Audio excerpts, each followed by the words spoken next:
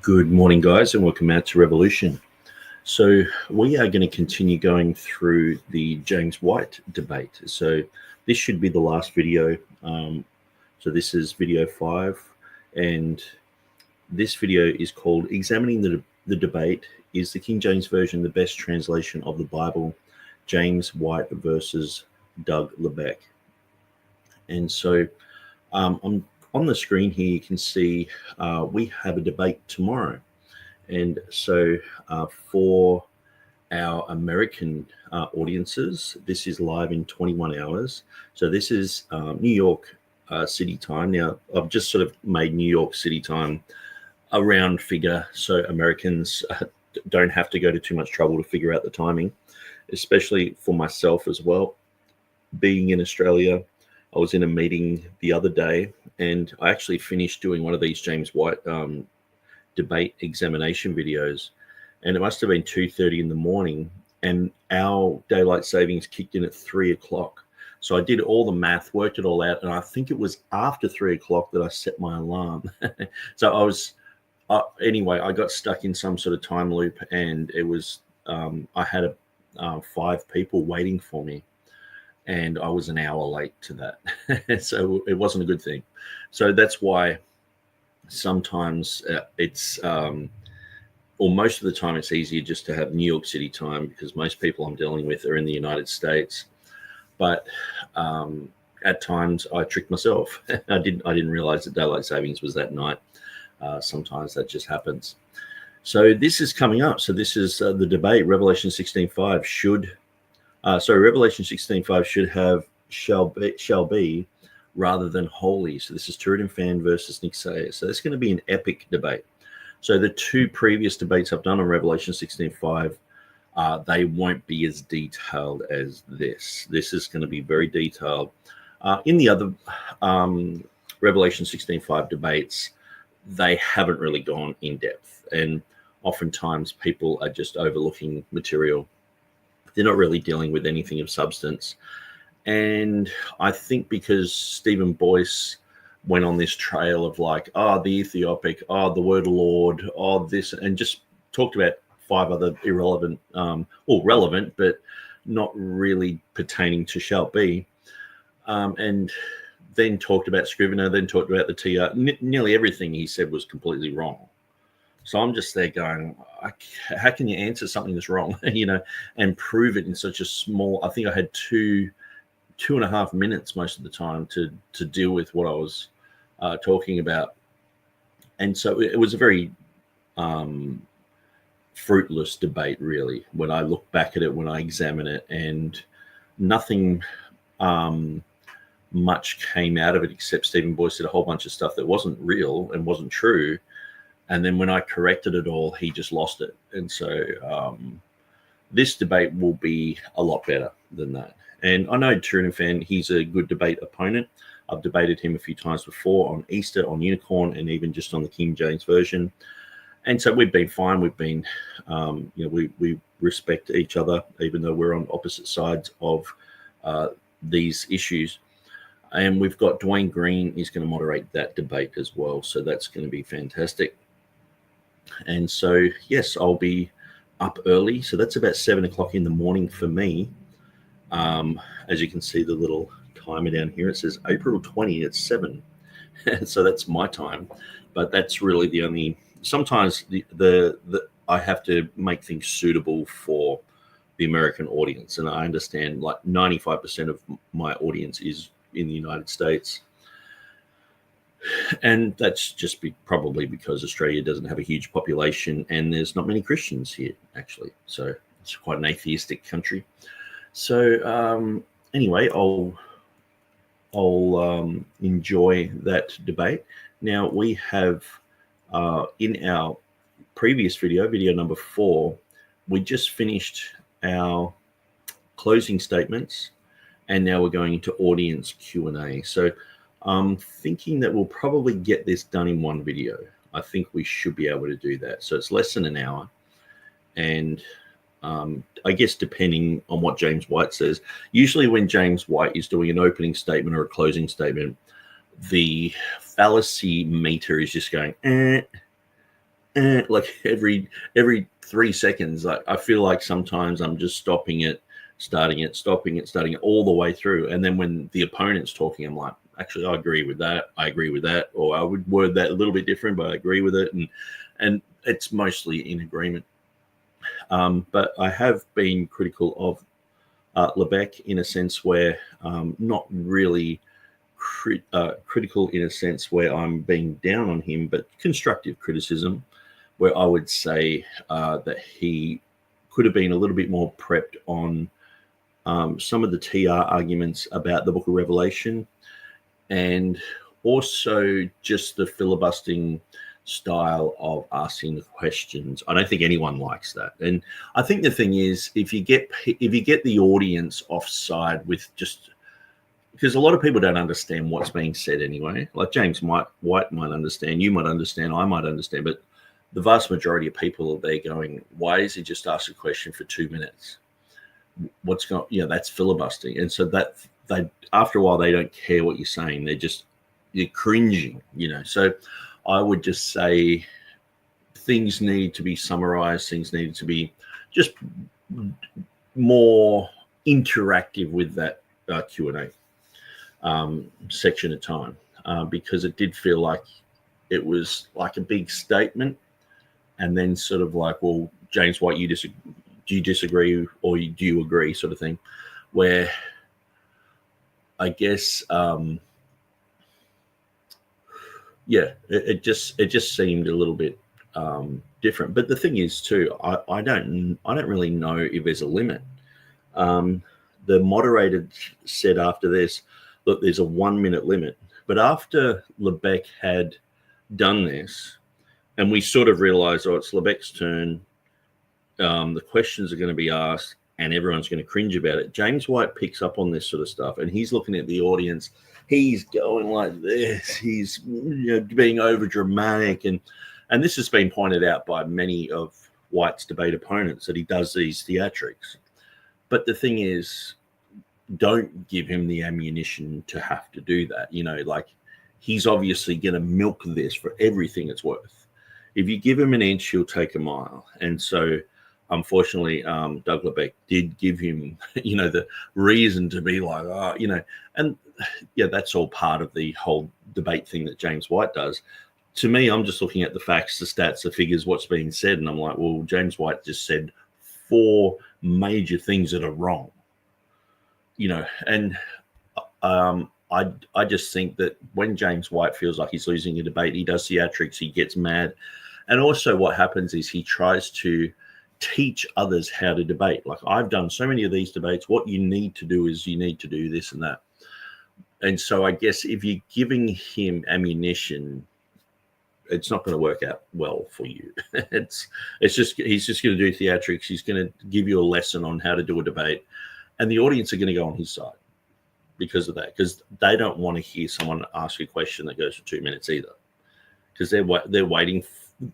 The natural position is you're going to ask just a clear question that anyone in the audience could go, well, my opinion is this, or James White's going to go, well, my opinion is this. But when it's one thing, another thing, another thing, another, and then people are like, what where's the question here? And even James White saying that.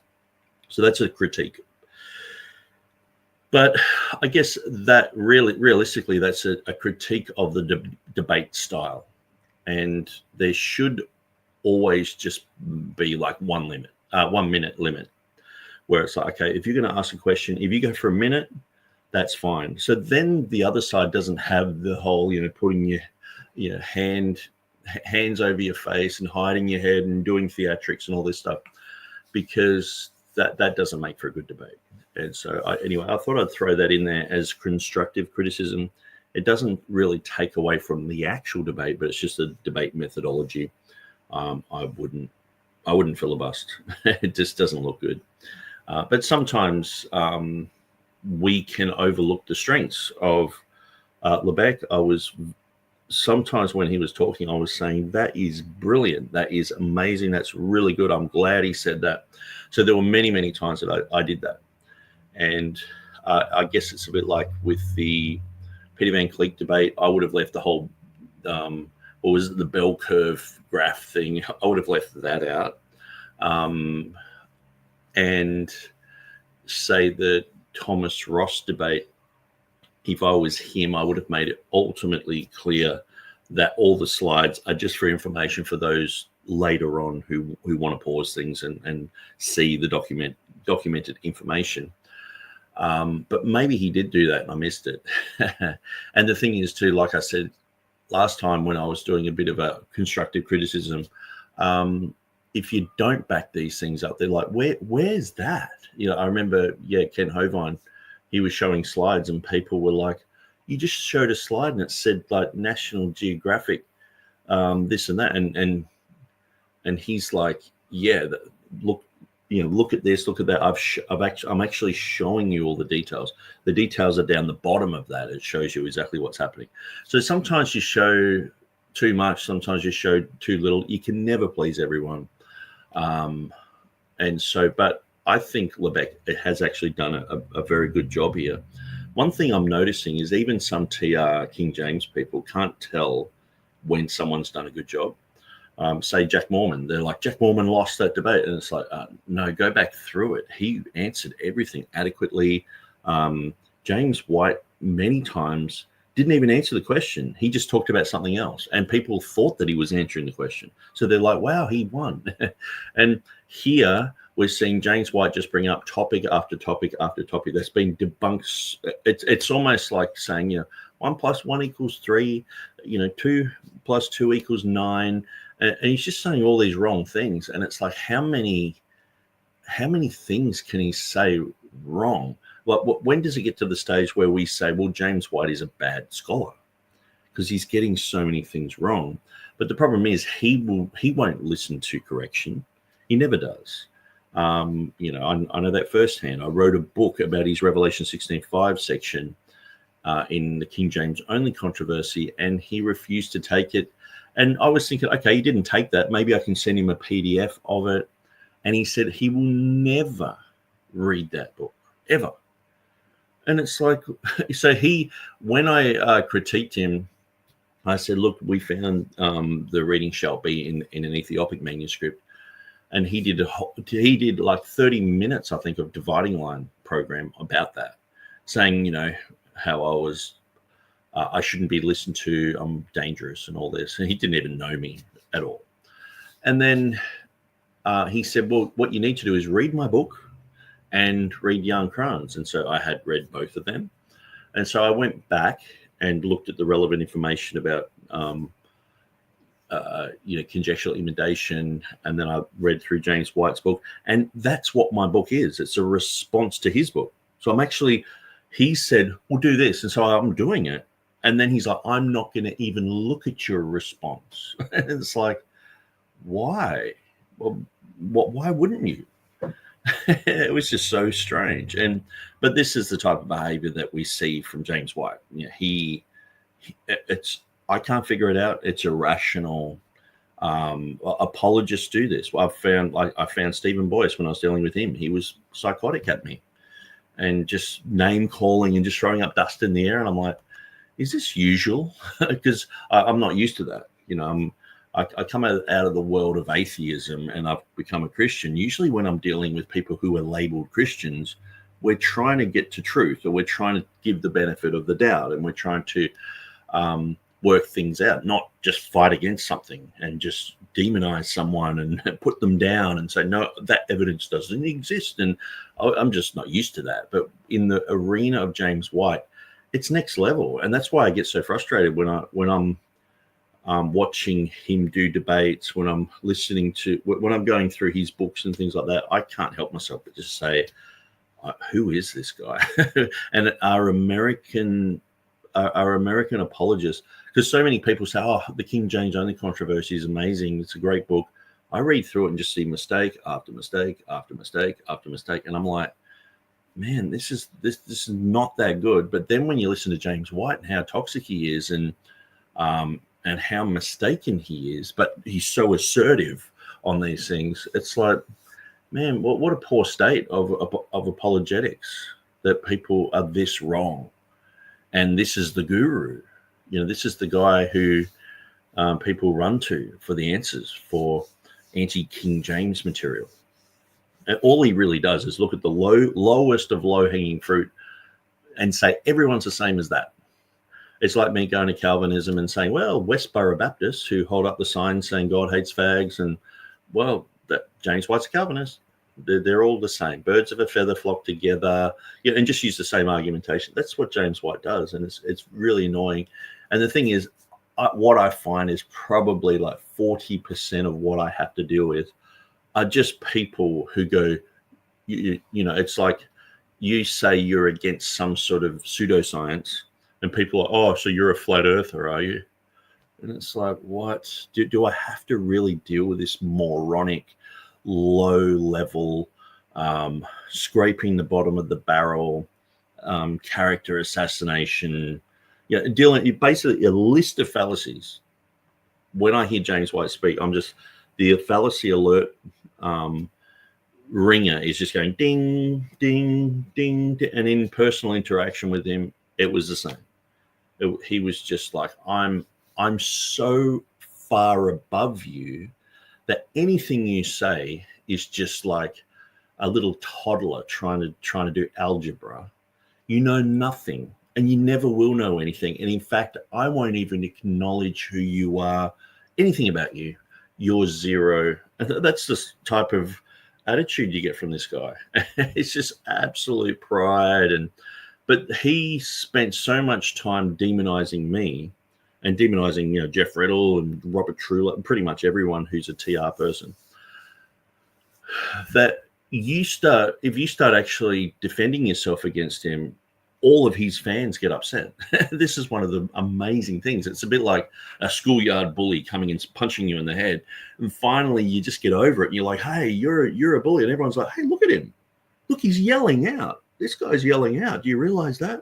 Why is he yelling? Like, I'm sure some people watch this segment and go, why is Nick Sayers like so mean to James White? And it's like, it's because of years and years and years of him getting on the dividing line, saying the TR guy, which is me, said this guy said that, this guy, and then showing, you know, all these King James weirdos and saying he's akin to these guys. And it's like, hey, I'm not. I'm not akin to those guys. A lot of the time I'm exposing them. And even like, was it yesterday morning, I did a 5-hour video on what day did Jesus die? And I used the Anderson video because he was repenting of one position and going to another, which is huge. He's going to my position, which I think is great. And I'm like, well, you need to do this with your eschatology because all your timeline's out. So his timeline is, you know, after the tribulation this, and before the day of the Lord this, and he's got all these, you know, parameters. But he's been wrong on the timeline of the Passion Week. And so I'm like, well, I've been right on that. Shouldn't you actually listen to me then? Aren't I the one that has runs on the board with this?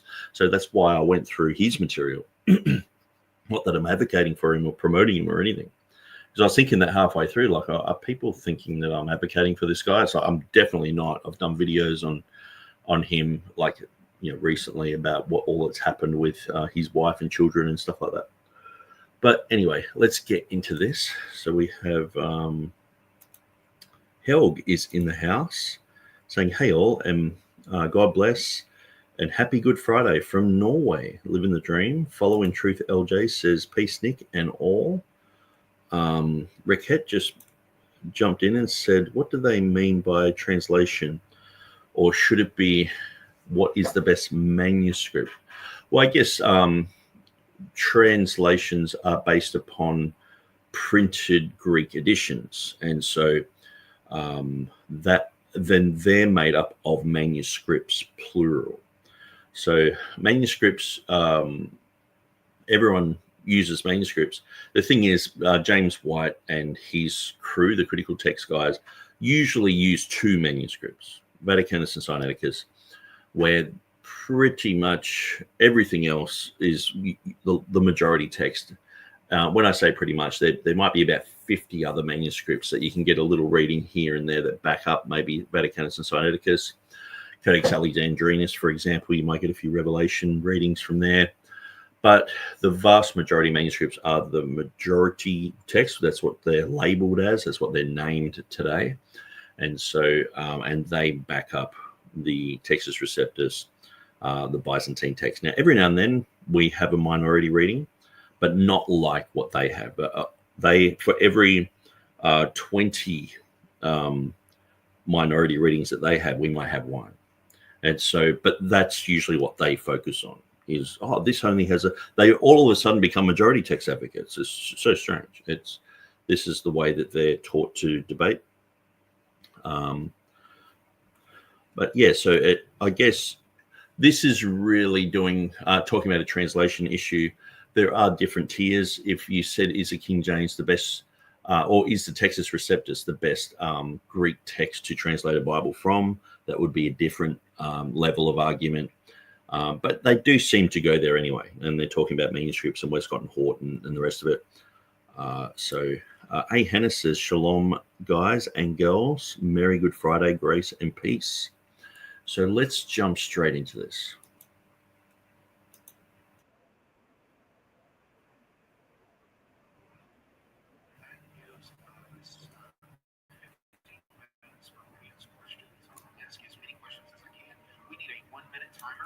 This is going to work. Most of these questions are addressed to one debater or the other.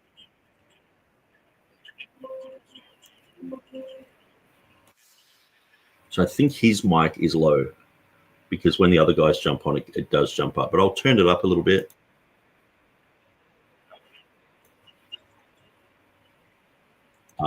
Thanks, Helg. There's no sound for you guys. So he's just laying down the debate rules. So I will just continue. Will respond first. So the first questions are mine. So I'm going to ask these more in a neutral way just to get more clarification. I'm not challenging either position. I could do that, but I should not do that as the moderator, and so I will not. So Dr. Levesque, I just want to ask a question so you can explain your perspective. I was interested to hear you discuss more.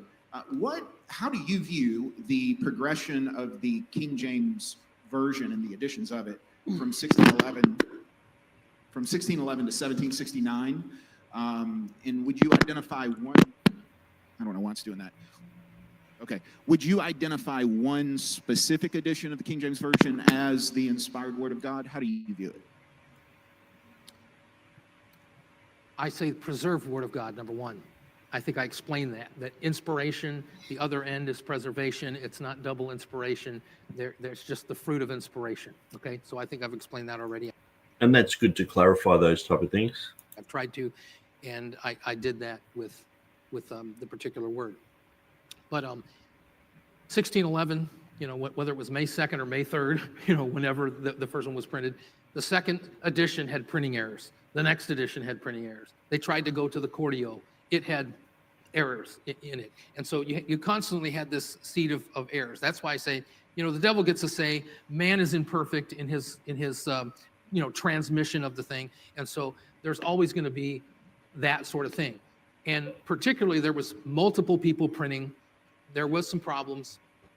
And by the time you get to 1769, the mid 1700s, you have a dictionary and you have a grammar. The English language was moving slow, but it finally was an English language that everybody agreed upon. And so 1769 was able to specify spellings, etc. And so the 1769, I think, is just, it's just the 1611, but it's the grammar and the English is best. And just one follow-up, Blaney or Oxford, is there a difference in those 1769? I don't know of a difference. I think, isn't Blaney an Oxford edition? I'm pretty sure Blaney is an Oxford edition. Yeah, it is. It's between Blaney and Oxford. Okay. I just want to know if you viewed a difference between them. Dr. White? Well, just briefly, there are differences between the Oxford and Cambridge printings of the King James. You have to go to the original languages to be able to determine which is which, again, the translators would have expected all of that. They would have expected us to do that kind of thing. The translators never, ever dreamed that anyone would come up with this idea, that their work is the standard, that knowledge of Greek. No, they did. That English, even if you read through Beza's preface, he's dedicating it to Elizabeth. A lot of the reformers of that era, or post-Reformation era, they would they were very happy with what was happening in England. There was like a revival was happening there, where on the continent it was quite different. Some places were having a great time, some places weren't, and so they were looking at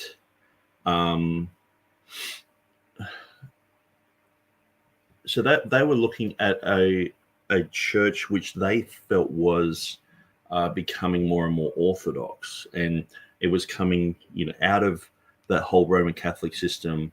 It was getting rid of Catholic influence. The Puritans, many of these people had been in exile in Geneva, done the Geneva Bible, and so they'd come back to England. They were protected, so the influence of good Christians and good scholarly work, it was culminated in the 1611 translation.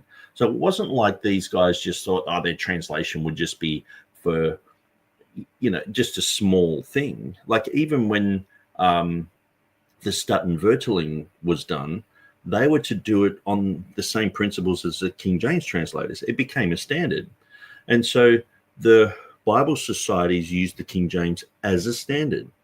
The British and Foreign Bible Societies, the foreign language Bibles that they were doing was to be a standard. And so James White's sort of making out that, King James people making a fuss about this Bible.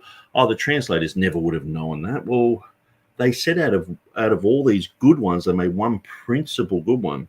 You have them working on this translation for many years. You've got about 60 people working on it who are at the time the best scholars. What do you think? Like if we got 60 of the best scientists in the English-speaking world and they all worked on a certain project, do you think that they're going to go, well, we think that this is going to be a lasting project. We think this is going to be an amazing thing. I think they did think that. And in the preface, they say that. It's like, it's not like they were just like, well, this is just going to be like a Coverdale Bible. It's probably going to fizz out in a few years and they'll do another one. No, it's like they knew that this was going to be a defining, a definite Bible. And so, I just don't agree with James White saying or I don't agree with him sort of demonizing people who exalt the King James today and say, wow, this is amazing. That this is not only an amazing translation, but it's also a place where all the words of God are finally sort of, finalized. The Textus Receptus editions are finalized, all the English Bibles are finalized, and they looked at all the other foreign translations and extrapolated any good translation methodology and usage of terms and things like that. They put that into the English.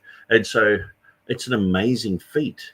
And for the translators not to know that, they'd have to be dummies not to know that. I mean, you have to be learned to discover how learned the King James translators are. When you say, well, Henry Saville worked on the complete works of Chrysostom, if you don't know what that is, you have no idea. If you're like, well, Miles Smith did an Arabic dictionary, if you don't know other languages, if you just, you've never met an Arab, you don't know anything about the Arabic language, you don't know how important these things are. And so I guess it's almost like saying, well, the Oxford English Dictionary compilers never thought that people would be using the Oxford. No, they were doing it like this is going to be the definitive one. And so the King James translators, they said out of all these other things, we're making one principal good one.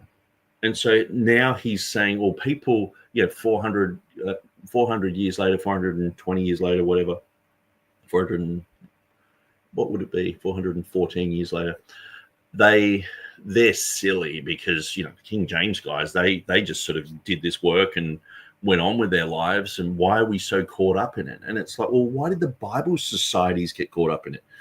Where James White's text still didn't exist when the Bible societies started in 1804 with William Wilberforce, that they still didn't have a text. And so they thought the King James was very important, and they wanted all the foreign language Bible societies and groups and everyone to learn from the methodologies that the King James translators utilize and to make a King James edition in their language. And so they would use the Textus Receptus, the Masoretic text, and the King James as a guide. And even like Christopher Yetzer, who's really an expert on the King James and the 1607 Italian Diodati Bible, and Diodati took over from Theodore Beza. He says when they were working on Italian works, they were to go to the King James and look at how they had translated terms. And so, yeah, James White's just belittling people for basically agreeing with the rest of history that this is the best Bible ever in any language. It's like, and we're obviously talking about the age of printing. Before that, other manuscripts, sometimes we don't even know how popular some things got, But we know the last 400 or 500 years, we have the King James. It outshines everything else. Bible societies are like, yes, this is the standard. And James White's just like, I don't know why people get caught up in this. It's just a nothing. And it's just not true. Ended with them, that knowledge of Hebrew ended with them, that Greek syntax ended with them. They never dreamed of anything like this. And this only began to develop in the last century. This was not Dean Burgon, for example, one of the big names that a lot of folks like to try to read. He, for example, recognized that the Comma Johanneum, which amazingly we have not discussed this evening, 1 John 5:7, should not be in the Textus Receptus, and it shouldn't be. If that was originally... That's because Dean Burgon was a majority text guy. So Dean Burgon was like a James Snap Jr. He was not a Textus Receptus guy. Now, he knew quite a lot about the King James because that was like the only real Bible around before the Westcott and Hort came along. Now, you did have a few other attempts and things like that, but nothing really to write home about. But Dean Burgon, he defended the traditional text and not the Textus Receptus. And so when it's like, well, he recognized that the Comma Johanneum shouldn't be in there. Well, he was a majority text guy like James Snap Jr. And so, of course, if you're counting noses, that type of thing, you're going to have a different text. And so the thing is, with the majority text, all you have to do is find another 1,000 manuscripts in Mount Athos in some library, and all the majority readings are questioned then. It's like, we had 500 for that reading and 1,000 for this reading.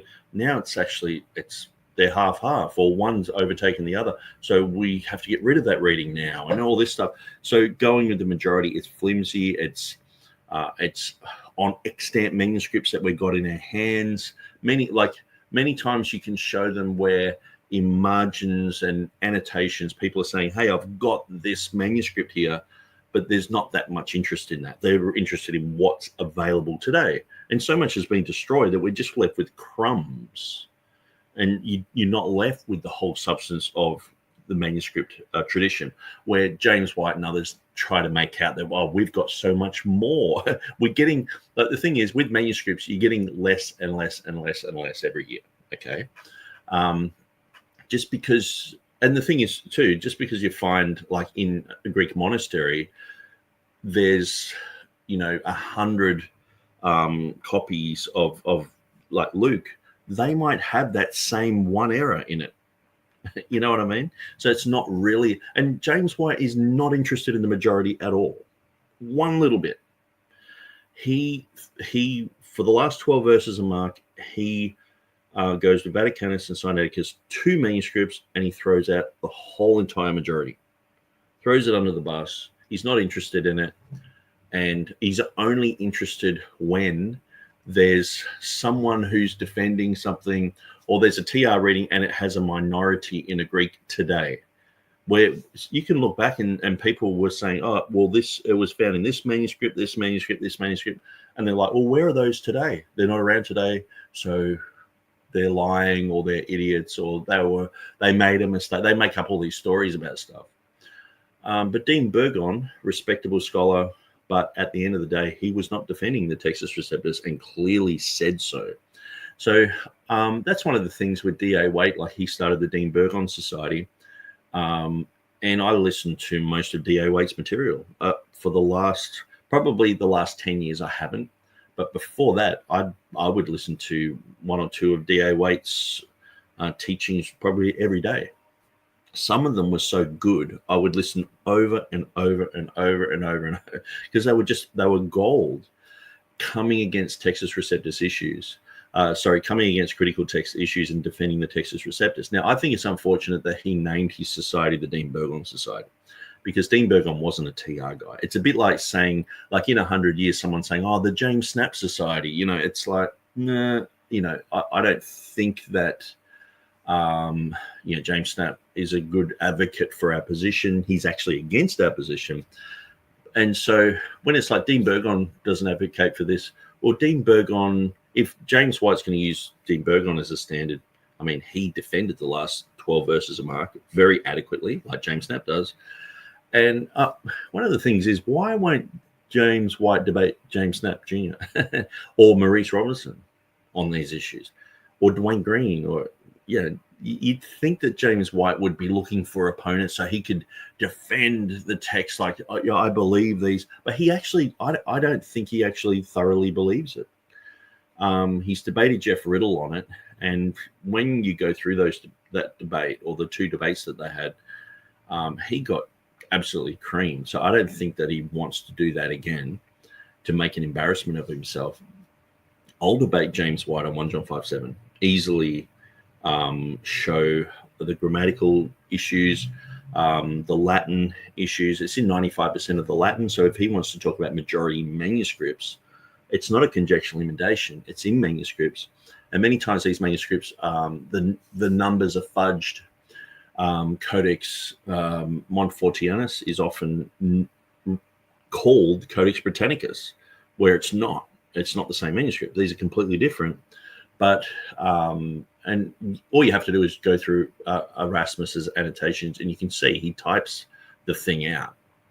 And so you can check with the manuscript, and it's different. And so Britannicus is a manuscript we no longer have, and that has the comma reading in it.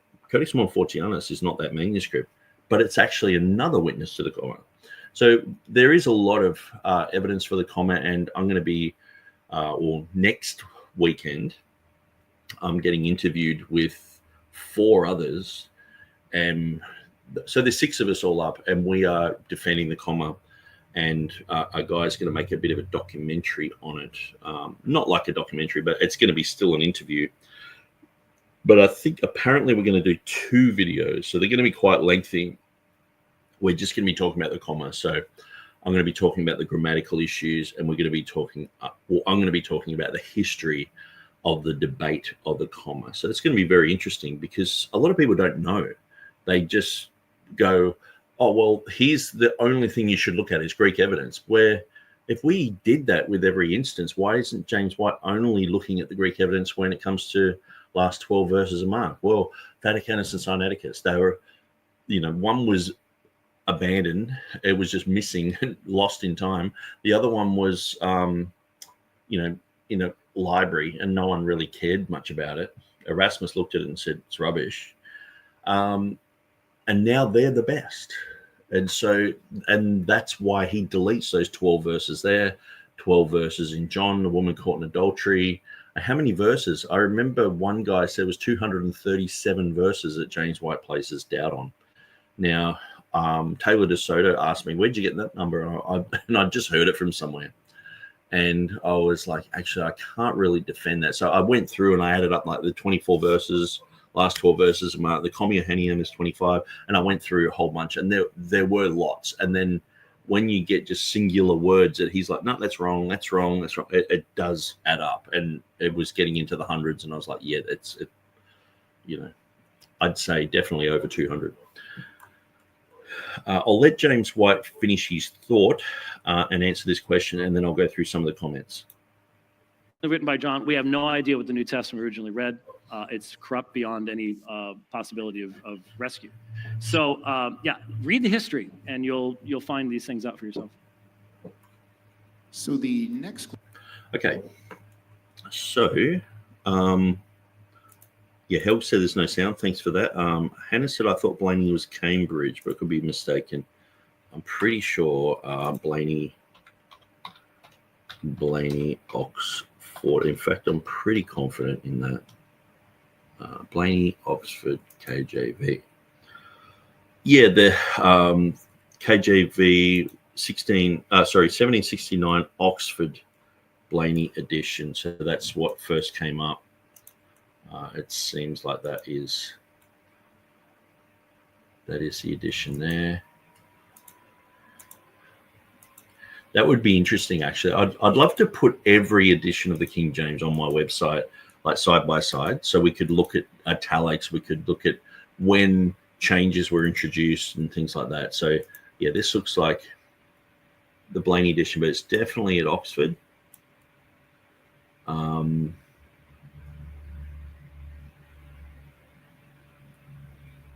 Yeah, anyway, sometime, yeah.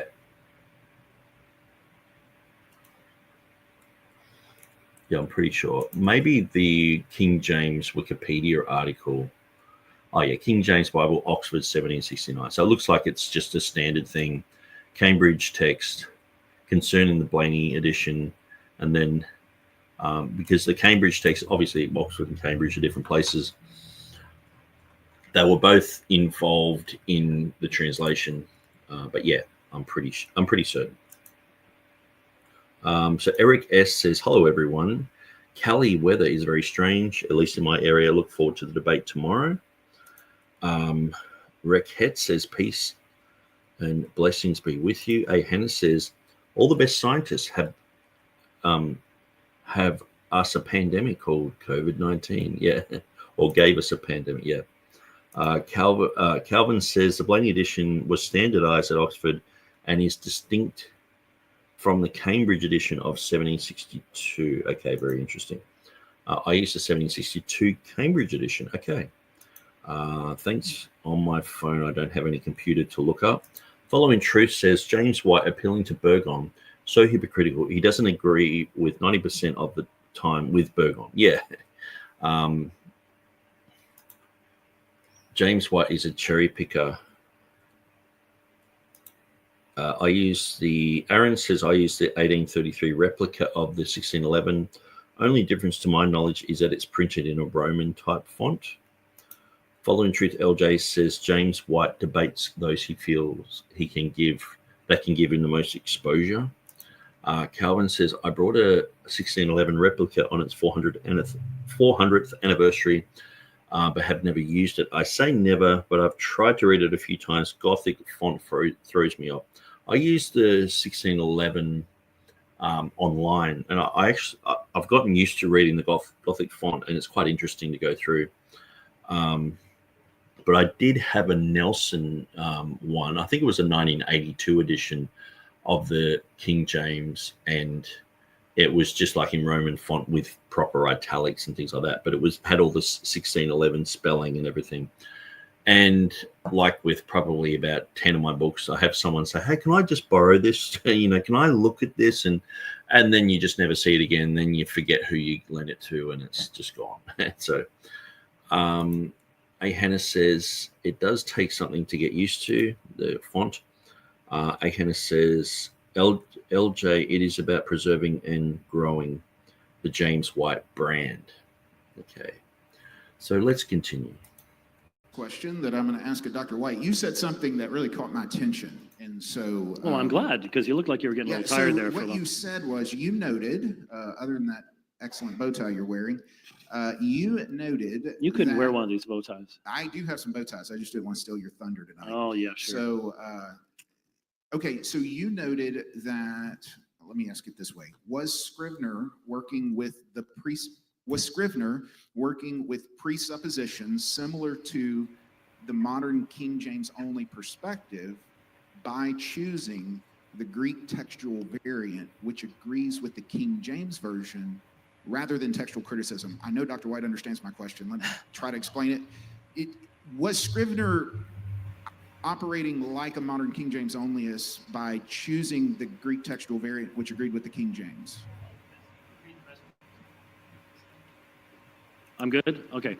No, because you read the rest of his work, and he's dealing with original readings, things like that. What he's doing with that particular project is something that was very necessary. and that is there are variations between the 5 editions of Erasmus, Stephanus, and Beza.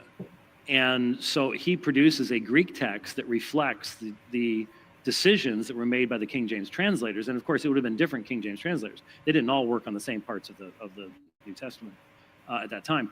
But he produces a text that reflects what is underlying the King James, but none of those printed texts read identical to that printed TR, which is published by the Trinitarian Bible Society today.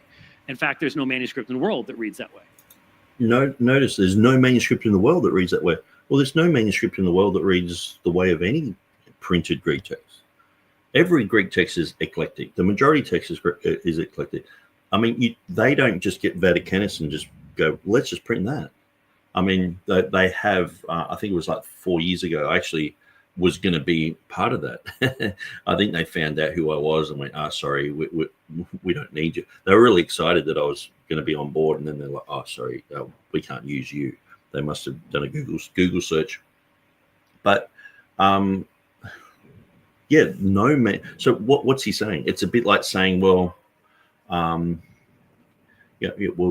car uses just oil straight out of the ground, or it's like saying, well, his car doesn't use oil straight out of the ground. Well, no car uses oil straight out of the ground. You have to refine it. And so manuscripts go through a refining process when they're going to get printed. I mean, if you're going to print something, if you see an error, you're not just going to print that, are you? You're going to fix it up. And so you might get other manuscripts and look at them. And so that's what happens with the majority text. That's what happened with the Textus Receptus. And that's what happens with his one. And so it's just silly. This whole thing of saying there's no manuscript that backs up the Textus Receptus, it's just like a bumper sticker. It's a silly saying. It doesn't mean anything, and it's just to win a debate point. It's to say something that doesn't mean anything, but it makes people go, wow, the Textus Receptus is not based upon any one manuscript. No printed edition is.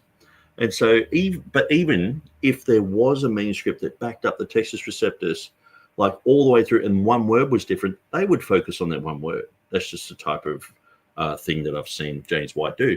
Because even when they're talking about all these Textus Receptus editions and all the rest of it, there's only 20 differences between the 1611 King James and Beza's 1598 Greek text. 20. Hardly any difference whatsoever. But they focus, this other reading is from the Complutensian Polyglot, and this other one is from here, and all these Textus Receptus, they make this big fuss about these 20 things. Now, they think there's 190 because they've never studied it. When you go through Scrivener's material, 170 of his 190 are just like phonetics. They're not really even worth talking about. Some of them are mistakes, but he's always just putting in the underlying Greek text of the King James. Now, the thing is, James White seems to think that that's the strangest thing, that Scrivener did a text and looked at the underlying readings that back up the English, okay? Now, most people over the years had just gone to the text of Beza because that's the closest, okay? Now, there might be 20 differences. I mean, I could just write them in. They're so minute, they're so small that it doesn't really make that much difference. I mean, 20 differences, I think it's one change in every 13 chapters. And some of these are one letter. So we're talking about basically Scrivener's text is Beza's text, basically, with 20 differences. And some of the names like Nazareth and Nazareth, he's like, I think it should be Nazareth because that's what the English has. It's like, no, even if it was Nazareth, they would have had Nazareth. That's how the English was spoken. And so James White also, one of his main things that he does to create confusion is says, instead of looking at the positive of having 6 different committees with 10 people in them, so say you got 60 translators, you got 10 different committees, he makes out that that's a problem. Instead of saying this is a fantastic thing, you got one group here working on the book of Revelation and the Gospels, you got this other group working on Old Testament books, the Torah, you got this other group working on Proverbs and Psalms, the Song of Solomon, and these other books, and then they're all sending each other material and cross-examining, and and these 10 guys in each group, they all have to do their own edition. Then they bring it to the group and they formulate one edition. Then that one edition gets sent off to the other 5 groups. They all have to agree on it and they send it back. So this cross-referencing thing is amazing. And that's what makes the King James so accurate and so good, and why we can say it's a perfect translation. But James White makes out that's a problem. It's like, well, they didn't have fax machines. They didn't have emails. They didn't have telephones. So things got lost in translation. So one group is saying murder and the other one's saying kill. And it's like, no, they were specifically saying murder and kill were basically synonyms in those days. So you could use one or the other. It's stylistic. But James White makes out that this is a huge problem, that one group was doing one thing and the other group had no idea what they were doing. No, they sent all their information to each group. Every group knew what every other group was doing. But James White doesn't acknowledge this. He doesn't know the history of the King James Bible. He has no idea what he's really talking about. And so that's why he said, well, they've got different committees, and, they were, and sort of like the different committees were just using different texts. Like, well, I'm going to use Scrivener's, or not Scrivener's, Stephanus's. I'm going to use Erasmus's. Well, I've got the Complutensian Polyglot. So just making out that they were fumbling around like a pack of bozos. And that's usually because when you listen to Bart Ehrman and people who've worked on translations, and they're all voting readings in and out and all the rest of it, it's what it sounds like they're doing in modern versions. But when you go back and you look at what the King James translators did, you look at Bancroft's rules, you look at the faithful way things are translated, and when you understand that many of these so-called abnormalities, like having Easter appear only once, well, when you understand it, it means resurrection. It comes from German Oster, which comes from Oster, or Försterhang, which means resurrection in German.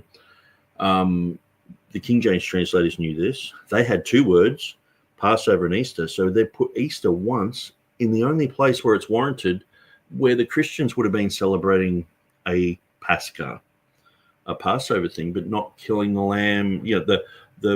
What were the church in Thessalonica? What were they doing? What were the Ephesians doing? They were celebrating Pascha, because all the way through the writings of the early church fathers or writers, they were talking about that all the churches did Easter, all the churches did Pascha, but the Jews did it their way, the Christians did it their way. And so the King James translators knew church history. They put Easter in once in Acts after the resurrection, never before. And so they put words in the correct semantic range, that because they were skilled linguists, they knew what they were doing. Like I was mentioning with church, they had the word ecclesia. They could put church in for the believers. They put in congregation when it's talking about the Jews, and when it's talking about a mixed, they called it an assembly. So it might have been Jews and Christians, or non-believers and Christians. And so they talked about an assembly. So when you go through the Bible and you look for these specific words, a bit like having Lord in all capitals means Jehovah, or it comes from the Hebrew Jehovah. Lord with a large L and a small O-R-D is Adonai. God with all capitals is Jehovah. And when you've got God with a large G and a small O-D, you've got Elohim. And so the King James is very, very accurate when it comes to these things. But James White would just point out and say, oh, they've spelt God wrong, or, oh, they've capitalized it here, and, it should be this and should be that. And they point out these abnormalities, which actually aren't abnormalities. It's just that James White's really not that educated on this topic. Not like someone like Christopher Yetzer or Bryan Ross, or, people who are studying these things all the time. James White's written a book about it in the 90s. People have looked at it. There's so many mistakes in it that people don't know where to go. When I looked at the Revelation 16:5 section, I was like, almost everything James White said is wrong. So what do you do with his information? He's made statements that they're all wrong. And so you can't trust his scholarship. When does it get to the point where we've proven him wrong on so many things that he's a bad scholar, or we consider his work as useless? Because if I kept coming up with things that were wrong, now I understand you can be wrong on certain facts and figures and things like that, and you're like, oh, and you correct yourself. James White is parroting the same stuff he did from the 90s, and it's been completely disproven. He hasn't grown. He's just that's it. That's what I think, and he will go around and debate it and just hit the table harder, and just he is not growing. He's not learning. And he doesn't know that much about the King James translation or the process of how it was translated. Identical to those things. And so he's just providing a historical summary of that information. With Brother White on that, Scrivener was reverse engineering in order to try to prove a point that every word in the King James Bible had a Greek source. That's more or less what he was trying to do. And so it does stand as, I think, an audit, And I think that's a really good word to use. It's an audit. And it's an audit done not by Textus Receptus advocates, but by critical text advocates. Because Scrivener was a critical text guy, basically. And he was on the Westcott and Hort committee. So you wouldn't be on that committee if you were just like, hey, I'm all for the King James, People try and make out that Scrivener was friendly to the King James community, to the Textus Receptus community. He wasn't. If you read through his plain introduction, he has so many verses that he just wants to throw out. There's so many places where he mightn't be as harsh as Westcott and Hort, but he's pretty much saying the same thing. He's got the same conclusions. And he's there with a Unitarian, a guy like a Jehovah's Witness, working on these texts. Why would we trust someone who hasn't got the discernment to go, hang on, there's a Unitarian here. I quit. I'm protesting. Like if I start a Bible work, just pick a language, just say it's Chinese, and I'm there, and they have a Jehovah's Witness turn up, and he's going to help us. And he doesn't want the word God there. He doesn't want the Commuheni in there. I'm like, sorry guys, I can't work with this. But see, Scrivener agreed a lot of the time. He was compromised. All of those people on the Westcott and Hort Committee were deeply, deeply compromised liberal men. To work with a Unitarian, you have to be. That is the smoking gun. George Van Smith they had communion with him. They fought for him to be on the committee, and the Anglican Church wanted to kick him off the committee, and they fought for him to be there. So that proves they were deeply compromised people. They were like, Billy Graham types. They were like liberals, and Kurt Aland, Metzger. These guys were exactly the same with their compromise with Carlo Martini. Why on earth are they there with a guy who's a Jesuit, who's in line to be a pope, a famous Roman Catholic? It's not like he's just a closet Catholic or snuck in there. He's famous, and he's going to be a pope one day. That's what they thought. He was a shining star in the Roman Catholic Church. And then they're doing the Nestle Alarm text with him. And then you got the Old Testament with Mormons working on the Old Testament. The whole thing is just deeply compromised. The academy is just a, spiritual trailer park. It's just a mess. And so you can't. Anyway, I'm sort of rabbit trailing, but Paul Anker says the latest King James Version Bible I purchased was printed in China. I'm well pleased with the quality. Yes, China do a lot of good work. I guess that's why Donald Trump's putting on tariffs and things like that, because they have become the manufacturing hub of the world, and he wants those type of jobs to go back to the United States. Helg says sometimes James White does not think before he speaks, and he's so glued to his traditional phrases that he doesn't notice it. No manuscript reads like the TR, ha ha ha. It's like things like that are just so cringy to me because I've heard it so much. Now, that's what I was saying before. There are some people who watch a James White debate and they're like, James White won. And they're even TR people and King James people. And I'm confused about that. I'm like, do you know much about this issue? Because anyone can wear the TR t-shirt, King James t-shirt. But a lot of people are just uneducated about these issues and they can't see through the rubbish. Or when someone like Levesque is saying something that they're not even recognizing what he's saying is accurate and true, and because James White will just come out and say something else, and they're like, wow, James White said this. And I sort of tire with that, because there are people out there promoting James White's material when it's so filled with error. I mean, you may as well be putting a picture of Fauci there just talking about whatever he wants. And it's like, are you into this? Oh, well, it's like, well, why are you promoting this rubbish?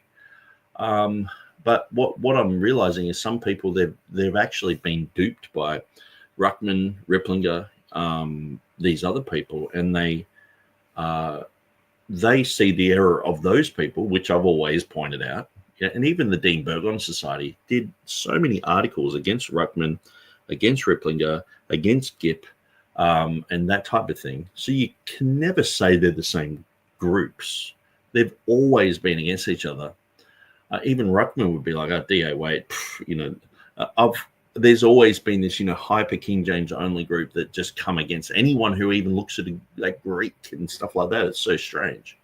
And people go, you're not using Bible words. Use the King James Bible words. And I'm like, you can go to Greek words. What's the problem with that? And I've always been like that.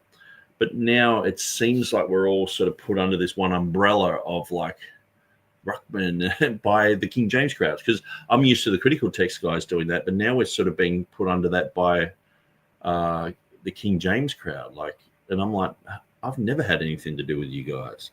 And even Will Kinney, I remember I accused him. I said, you're a Ruckmanite. Because that's the word that I'd learned.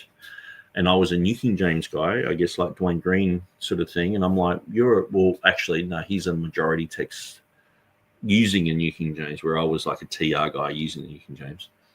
And I was like, you're a Ruckmanite. He's like, no, I don't really even like Peter Ruckman. And that shocked me. I was like, he's not a Peter Ruckmanite. And that was like in 2002. Like, we're talking about like 23 years ago. He's saying stuff like that.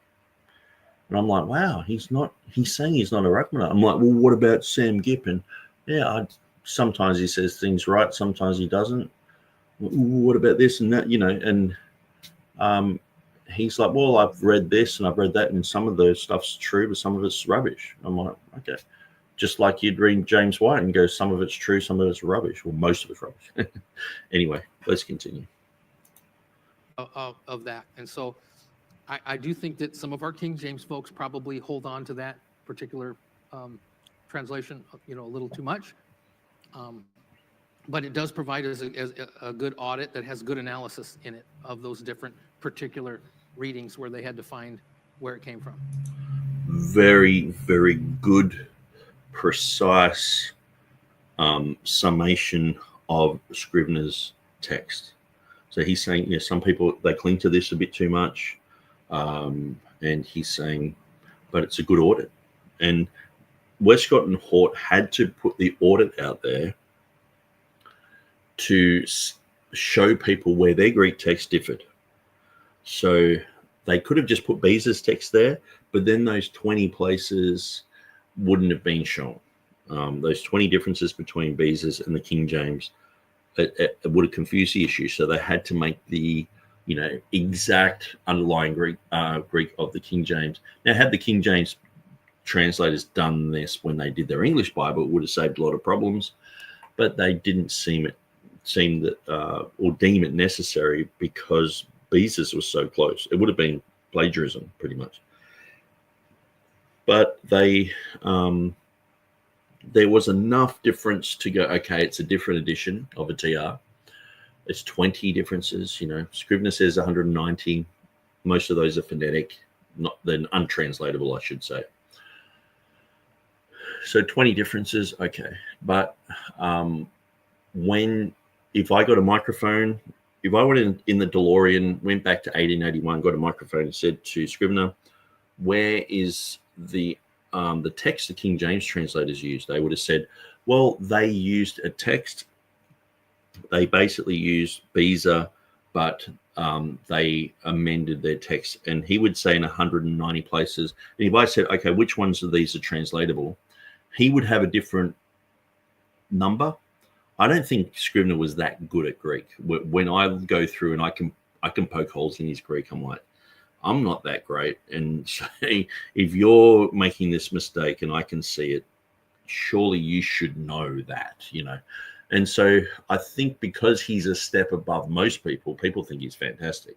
Well, it's like people think James White's fantastic at Greek, and he's actually pretty lousy. And so, and that's the problem, is most people just don't know. They don't know really any Greek whatsoever, and so they're looking at anyone who knows anything, and they're saying they're the guru. Where it's quite a sad state of apologetics in the United States. It's fake it till you make it.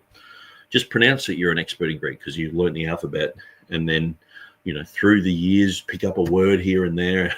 But if you challenge them, most people would just fail miserably. I mean, people who are ringing you up, trying to sell you electricity, you know, different electrical companies, or trying to sell you, you know, Bitcoin or whatever in a Arabic or Indian accent, they can probably speak English way better than any apologist in America can speak Greek. You know what I mean? They know English way better. And so Westcott and Hort, they said to Scrivener, hey, we want this edition. If I got the mic and said to Westcott and Hort, hey, where's the text underlying the King James, they would have said Beza's is the closest. Scrivener in his edition says that he uses Beza's text, the 1598. That's the closest. If I went back in time and asked the King James translators, what did you use? Well, Beza's 1598. And so then it's not really a back translation. So anyway, let's continue. Well, that was very helpful. Thank you. I was actually, your answer was closer than I expected to Dr. White's position. So that was neat. All right. Well, thank you, Ben. I'm going to move on to the questions from the audience. So I'm going to alternate here. Each person has a minute to respond, but the first question is addressed to Dr. White. Does the New King James Version have the same problems with the scriptures you mentioned that the King James Version does? If you mean, for example, Revelation 21:24, yes, they are translating the TR. And so they don't play with the text at that point. And so the places with additions and readings that had never been seen in church history and things like that. But I've often said the New King James is the best translation of an inferior text because they did a great job translating it. So the translational stuff that I pointed out, for example, in Acts 5, that's why I quoted it. You murdered by hanging upon a tree. They understand how participles function with finite verbs and concept of means and things like that. So yeah, it's a very, very, very good translation, but unfortunately it's not dealing with the modern text and the information that would be contained therein. Again. Okay, so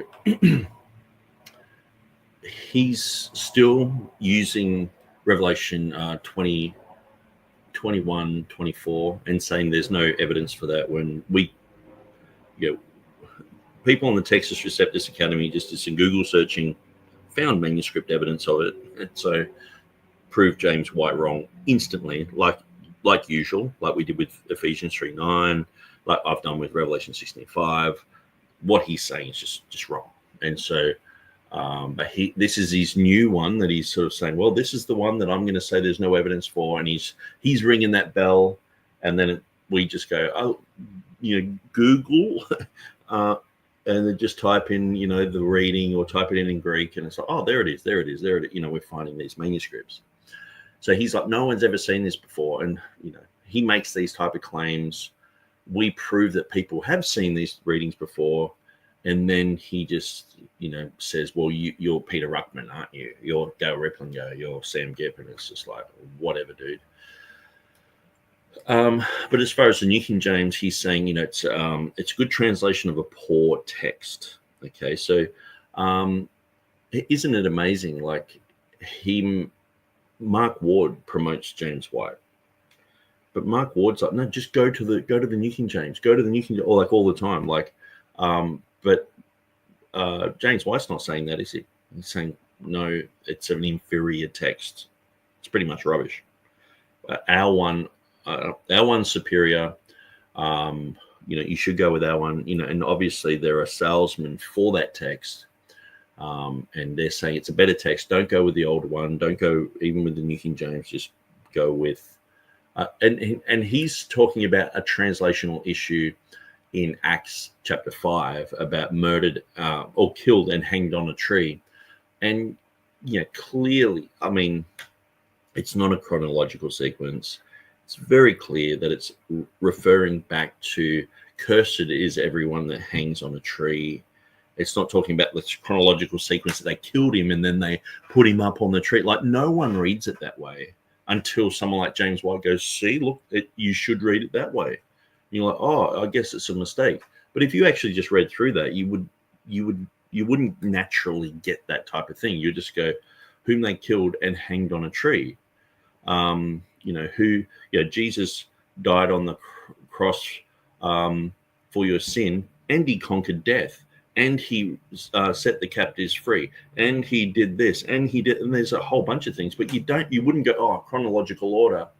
Okay, what did he set the captives free and then die on the cross, and then did he do this?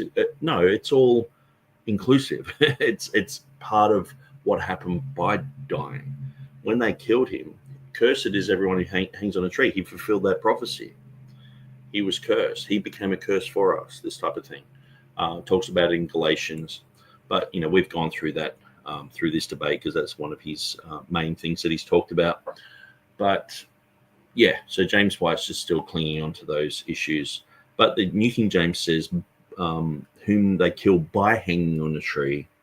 And the issue is the King James is not in error there, and it's only in error if you listen to these guys.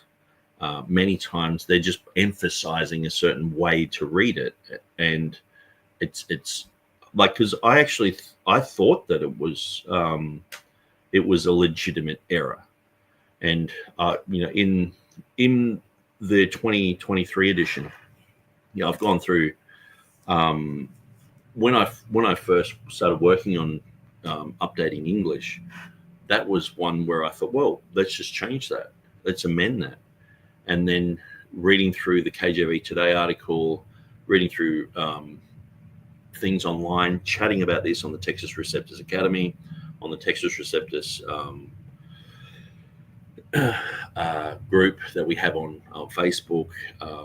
You're talking with other people, reading articles about it, and then hearing people debate on it. I'm like, actually, that you're better off to leave it like the King James. It's more accurate than they killed by hanging on a tree. It's not. And so I actually have amended that, where I think it was in the 2014 edition, which I'd labeled the Textus Receptus version or something like that. And then I called it the 2016 edition. I'm not sure if it's in that. It could be, but the 2023 definitely does not have that reading in there. And so that's one of those ones where I've really nutted that out and thought about it a lot and gone, no, I don't agree with the updates of the Textus Receptus. So I'm looking at the MEV, looking at the New King James, looking at even there's a few that have come out after that, Simplified King James and stuff like that. Now, I'm not sure what the Simplified King James has. Let's look at that. Simplified online. Okay, so I'm not sure if I'm allowed to show it, but you can just type it in and you can sort of subscribe to it and you can have access to it. Now, let's go to chapter 5. Okay, it's very easy to navigate. Now, where is this? Fight against God. Obey him.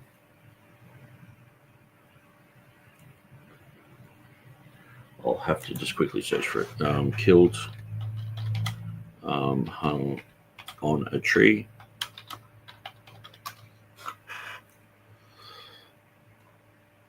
Acts 5:30. There we go. So they have, the God of our fathers raised up Jesus, whom you slew and hung on a tree. So they have come up with the same conclusion that I have, which I've noticed with the Simplified King James. There are some things that I've nutted out, put on my Textus Receptus website, and they've gone with it. They've gone, yeah, that's actually a good point. Whether they've come to their conclusions by themselves or they've looked at my material, they are in agreement there too. So they are against the New King James reading by hanging on a tree. So they see it as not an issue. I don't see it as an issue. King James only defenders are saying it's not an issue. And so, yeah, it's just simply not an issue. And I agree, but strangely and oddly enough, Okay, before we get to this, A. Hannah says, the debate seems to be a rhetorical theatre. So therefore, the best performance seems to indicate the assumed winner. Yeah, I mean, most people who are educated in these issues can see through the rhetoric of White. But people who aren't that educated, they just think that James White won. It just amazes me when people say this. It's like, James White lost. It's like, well, where exactly? It's like, it's just like saying, you know, Obama made the best speech ever, and I'm just like, what bit exactly? You know, like, if you're going through it and you're critically evaluating things, like what did he actually say that was the winning thing, or the whole thing? You know, it's like, nah. Anyway, so Born Again Lunatic says, it is genuinely such a massive shame that James White is so against the King James Bible. I really love his Protestant apologetics, especially for sola scriptura. Paul Anker says, White seems to be in a church where they like tattoos. I was never inclined to tattoo myself.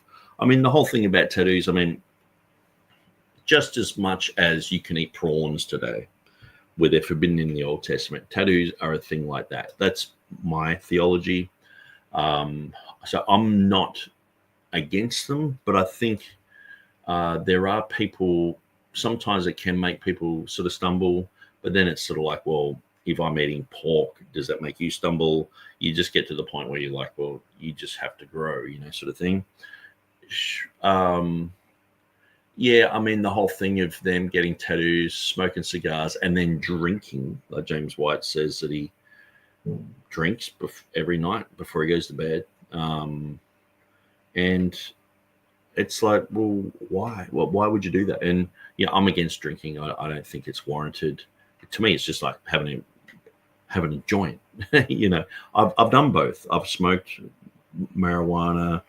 I've drank alcohol. I know what it's like to have both, and alcohol gets you wrecked. You know, so anyway.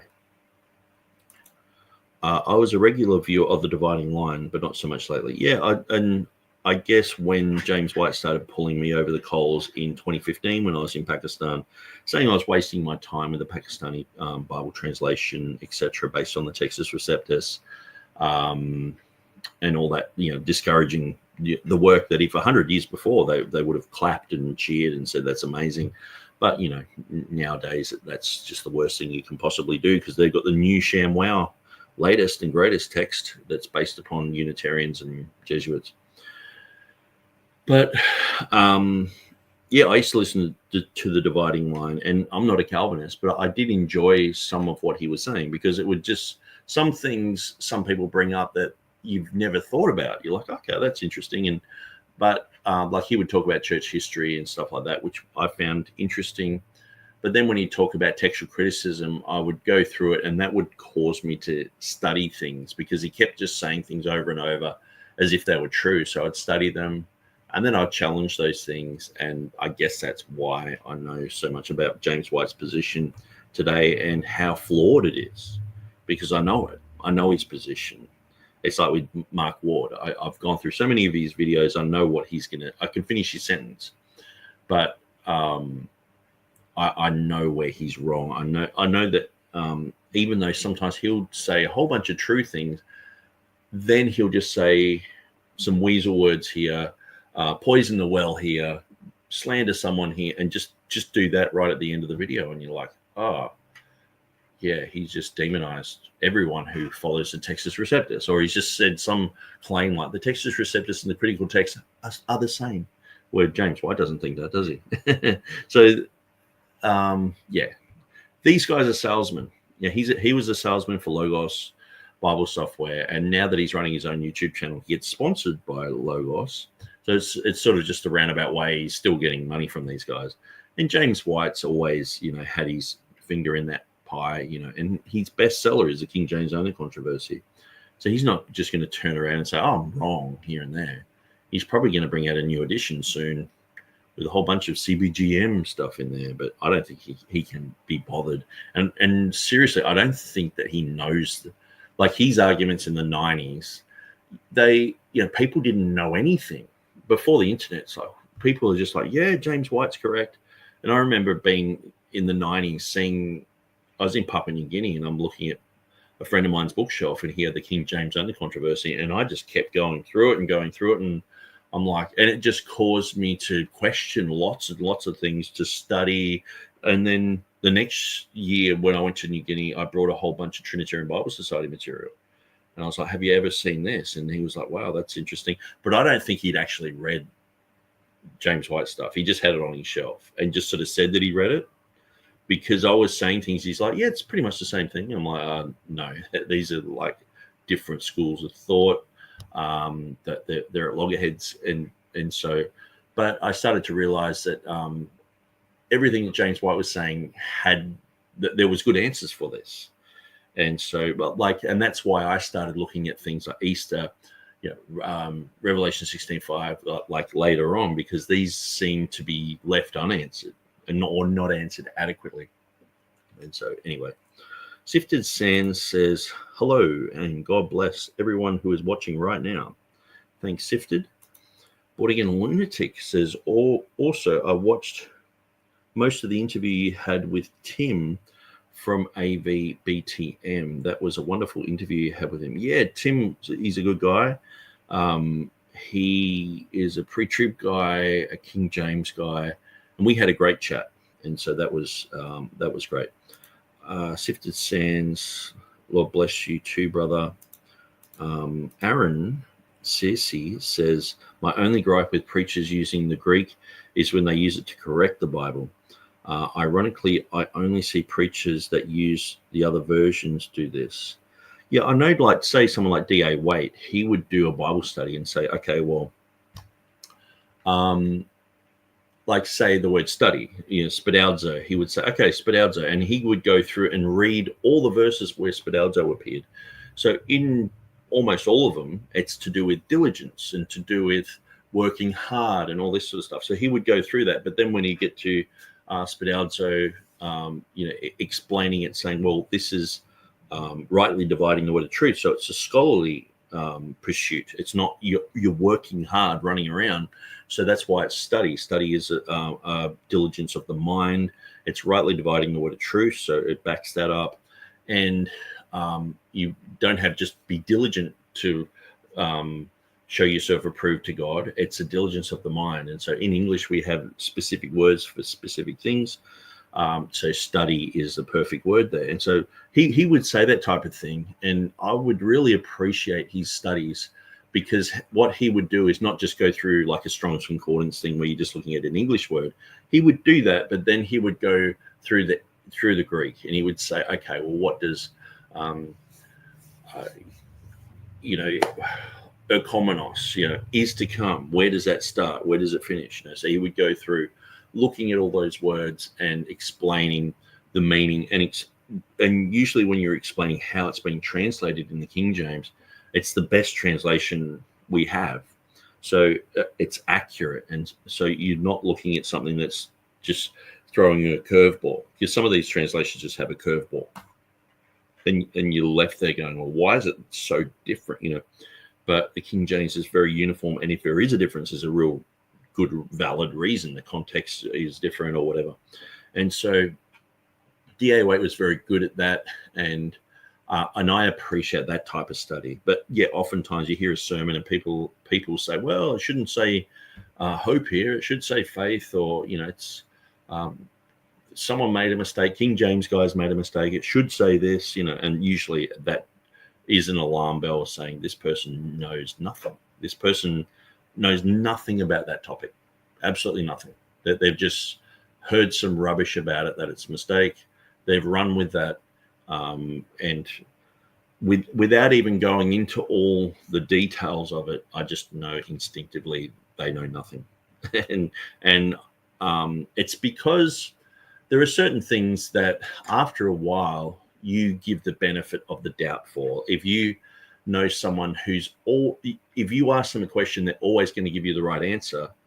If you've done that 1,000 times, you don't just question the next time they say something. You usually go, I'll humble myself and just assume that they're correct. And so it's a bit like with the young earth creation stuff, because I came from atheism. I used to believe that I was a monkey's uncle. I believe that we come from some sort of primate. And then when I became a Christian, I remember the pastor of the church I was in, he said the earth is only about 6,000 years old. And I was like, it was like someone slapped me in the face. I was like, that's wrong. And I was like, oh no, this pastor's really dumb. And so I listened to it. And then afterwards I was asking a few people questions. And so they gave me a bunch of creation science magazines. And this is like 95. And in Australia, the Answers in Genesis, Ken Hand's Australian. So, he was quite influential here.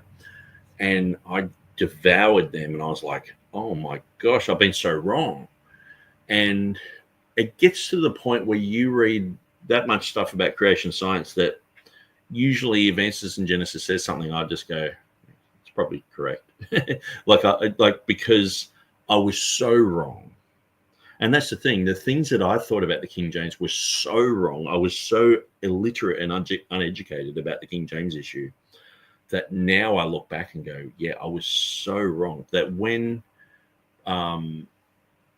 someone says something about the King James, defending it, well, I get to the point where I think that every reading is defensible in the King James. I've dealt with hundreds and hundreds of issues, and they've all been answered logically and reasonably.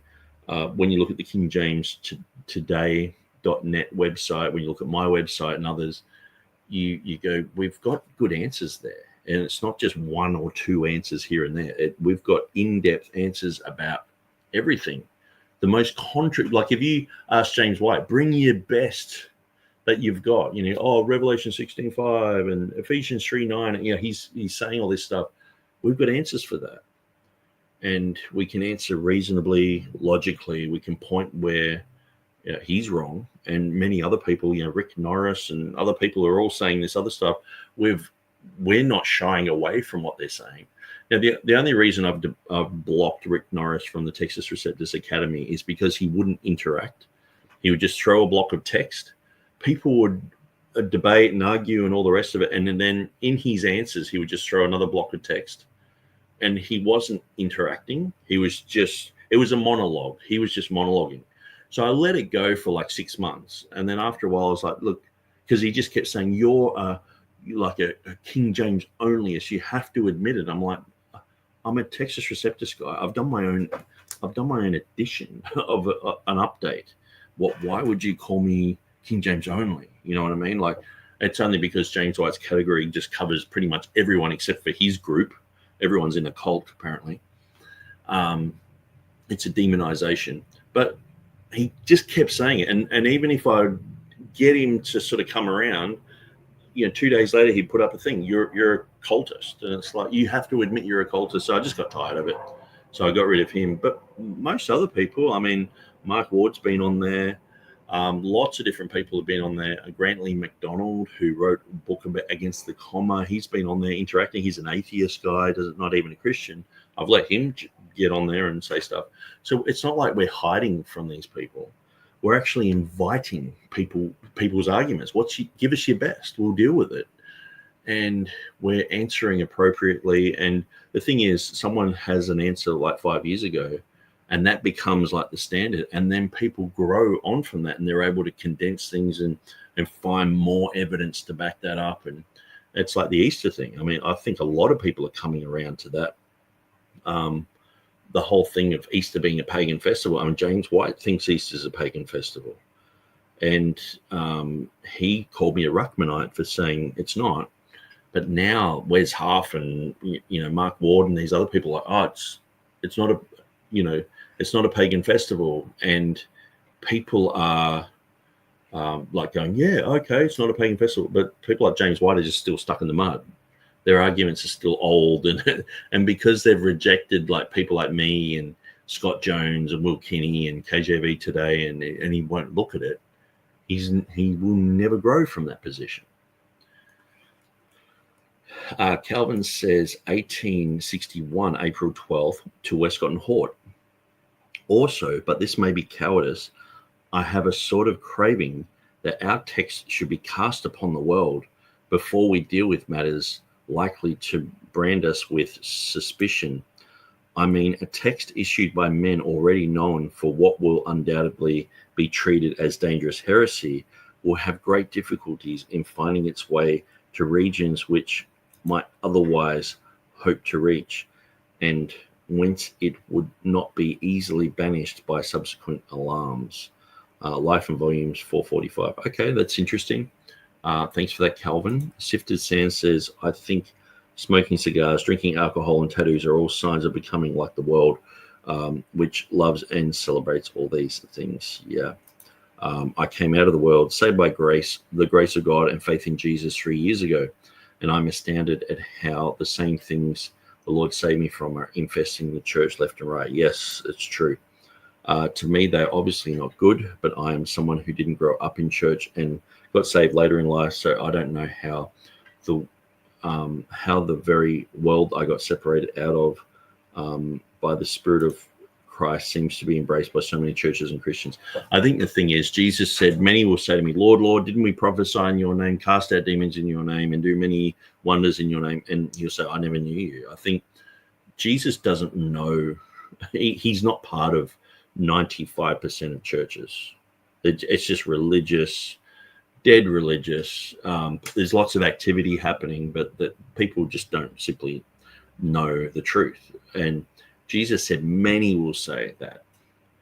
And there's many false prophets. There's many who will say, you are Christ. The Catholics say this. The Mormons say, you are the Christ. Many evangelicals, you are the Christ. But you get talking to them, and the last thing they want to talk about is Jesus or the Bible, but they want to talk about religious things. They want to argue with you, say you're wrong. I've found that. But that sometimes in some places you just got to get away from these groups. They're so off the wall. But yeah, I became a Christian at the age of 20. There was enough time for me to be in the world, to be absolutely part of the world. And it is shocking to go into the churches and see them trying to be like the world and actually becoming more like the world than the world. Some of these church kids are so worldly that they become trendy. They become the trendsetters. It's like, you're more worldly than the world, because the world's not trying to be like the world. They're already like the world. They're just lost. And but the church wants to be accepted. They don't want anyone to think that they're bad or they don't want any persecution. Let's just be so cool that we're cooler than the cool kids, Anyway, interesting. Thanks for your input there. Chipso saying hello. Matthew 16:18 says, beware of the leaven of the Pharisees. Yes, very good verse.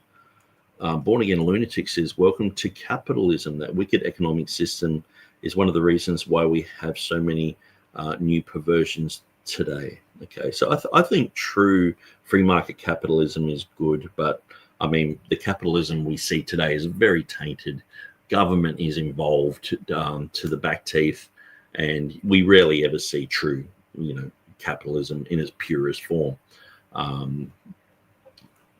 Capitalism is as much of a satanic abomination as socialism is, and its adoption in the West was the gateway to Satan to begin to corrupt the word of God.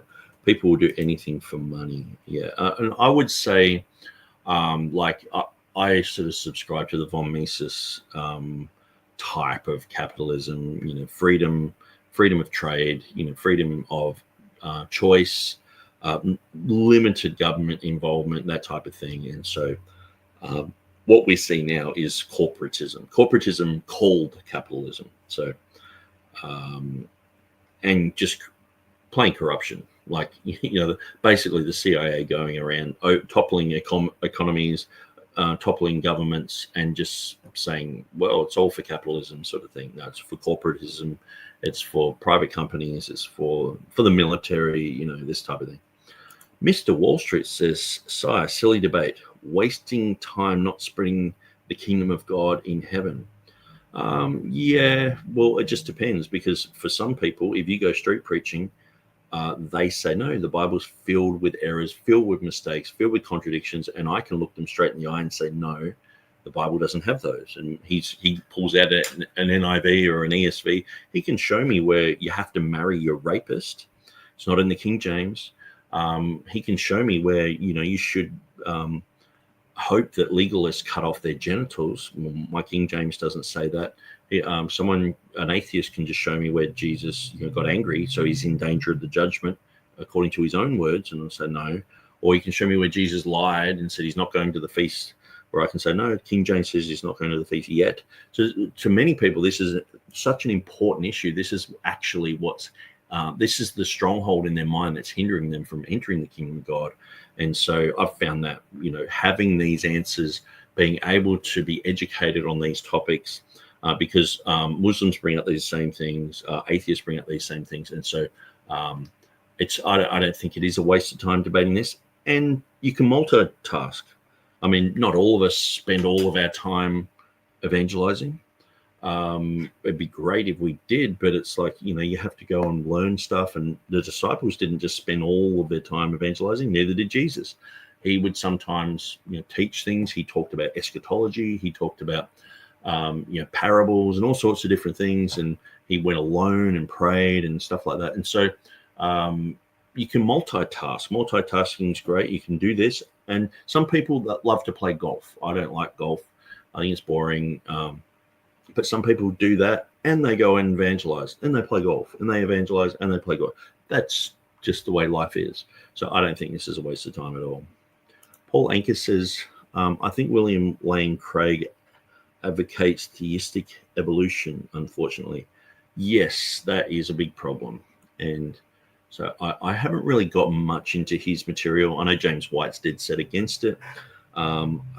There are some people, I'm pretty sure he's against Calvinism, which I would be as well. But then he sort of advocates for these other things. And so sometimes you do get lumped into these people's bag. And I don't even understand what he teaches. But I'll probably be called a Craigite or something, Born Again Lunatic says, yes, unfortunately, WLC does Paul Anker. Yes, William Lane Craig does believe that. And so does most of the grifting modern-day apologists, trademark, that want to appeal to atheists. Yeah. Matthew 16:18 says, therefore, whosoever shall eat of this bread or drink of the chalice of the Lord unworthily shall be guilty of the body and the blood of the Lord. Okay, so that looks like it's a different version to the King James there with the word chalice, but that's 1 Corinthians 11:27. And well, I never thought about that. Guess I probably have been wrongly criticizing capitalism, thinking it's corporatism. I do thank you for pointing that out. Yeah, so true. If you look up von Mises Institute, I don't know if you've ever heard of Ron Paul. He's a very interesting American politician. Or he's retired now, but he used to be in Congress, and he started the von Mises Institute in the United States. So very, very good, balanced. I guess if you exhaust his material, it's a really good platform to understand free market economics, and you'll actually go, yeah, capitalism is probably the best system, but when you get government involved, corporatism. And the thing is, a lot of countries are already socialists. Like here in Australia, we have socialized medicine. which basically is the key for socialism, because then, you have to give up smoking cigarettes because we will end up paying for your medicines because you're harming yourself later on. We're going to have to look after you. So stop smoking. So it becomes a control thing. Everyone trying to control everyone else. It's like, just stop getting involved with everything. Don't just make everyone have free. Free is never free, But yeah. Anyway, it's an interesting thing. Economics is a powerful thing. Here in Australia, we could be like Dubai. Most of our money just gets sucked out and goes to China. Let's continue. The card-carrying member of the Majority Text Society, when it came out, bought the first Majority Text. There's been several, and which is a problematic stream for me. And then Arthur Farstad did come out and say he used the eclectic tech readings. The problem with the New King James is that it tried to get between James and I and satisfy us both. And I think there's two different streams of thought, and they're based really upon which Greek text. The decisions of the translators are important, but more or less, the New King James was an attempt. I think it was almost a second audit. The Majority Text was almost kind of trying to do what Scrivener was doing and trying to kind of say, how are we the same in this? What could we look? I think it was almost like the second audit. And I offered up tonight the concept of maybe a third audit, only because we live in modernity and we have AI, and it might be possible to use computer analysis. Thank you. That also is very... And that's a good answer. For some people, they followed Dean Burgon with his traditional text. Now, Dean Burgon, I usually call him the father of the majority text movement, because a lot of people like Pierpont, Robinson, Hodges, Farstad, Jay Green, these guys, they liked Burgon's material, but they rejected some TR readings. And so they're a bit like sort of James Snap Jr., where sometimes they're going with the traditional text, sometimes they're going with majority text, but sometimes they're going, well, I'm going to go completely against majority text, and I'm going to have this other reading. And so that was the thing that when I was debating James Snap, I sort of kept bringing up that his methodology, like who else is in agreement with all of his choices? Because he's like, well, I think this verse should be in there. And there was one verse where we were debating what shouldn't be in the TR, and then he threw one in, sort of like a bit of a curveball, like one that should be accepted. And so I by that time, I'd already gone through like 6 verses or whatever. So I thought it was just a pattern. And I said, actually, there is evidence for this verse and blah, blah, blah. And he said, no, I'm in agreement with you on this. So it just proves you're not listening. And I'm like, but doesn't that actually prove that you just go, bang, I think this verse should be in, bang, no, I think this verse should be out. You know what I mean? I can't tell. If I can't tell if he thinks a verse should be in and out, I don't think most other people could tell. And if we don't know where he's going to go with the text, does he really have the solid Bible? When it's like, you have to ring up James and go, do you think that verse is in? No, I chucked that one out. Okay. He's throwing that one out because you can't get a absolutely concise methodology happening. And who else is in agreement? See, at least with the Textus Receptus King James, I've got thousands and thousands, hundreds of thousands of people who are in agreement with me. Where James Snap's sort of like alone, you get people who have his type of position. It's like, who else is in complete agreement with all your Bible readings? Well, no one. And it's like, well, isn't it that the James Snap text just for you? Where are the Bible versions based upon your edition? And so that's like with the majority text, people are like, well, we go with the New King James, but there are so many places where there's differences between the modern majority text and the New King James. It's like, how can you read that going, that's not in there? That's a TR reading. I don't agree with that. You know, we should throw that verse out. We should get rid of those words. And I don't know how people can do that. Because I'm a stickler for every verse, every word, every syllable. I'm like, that's what should be there. That's backed up by the Greek, you know. So Chip Zoe says, our economies are so rigged, it's hard to say what it really is at this point. Yeah, and even when you follow the rabbit trail, the Federal Reserve is a private organization. They print American currency.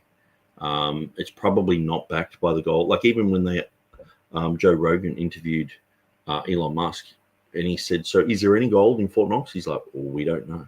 It's like the guy who's standing with the president, like they don't know how the whole, like not just the American economy, the whole world's economy. See, America's designed everything so it's so entangled with all the other economies that if you change one little tweak in the American economy, everyone suffers. And so when you're outside of the United States, you see this clearly. When you're inside the United States, it's like being in Rome.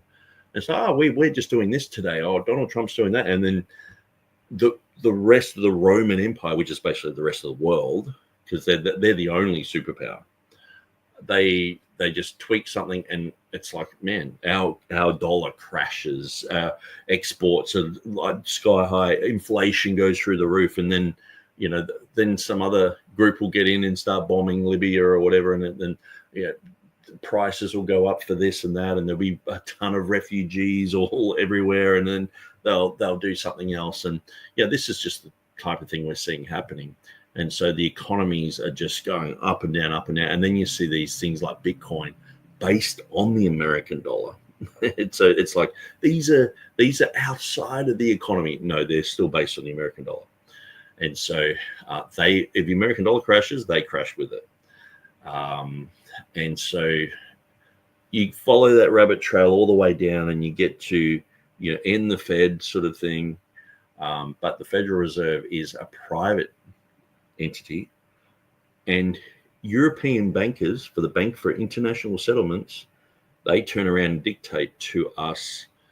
They dictate to America. They dictate to all the Federal Reserves their interest rates and the price of gold twice a day.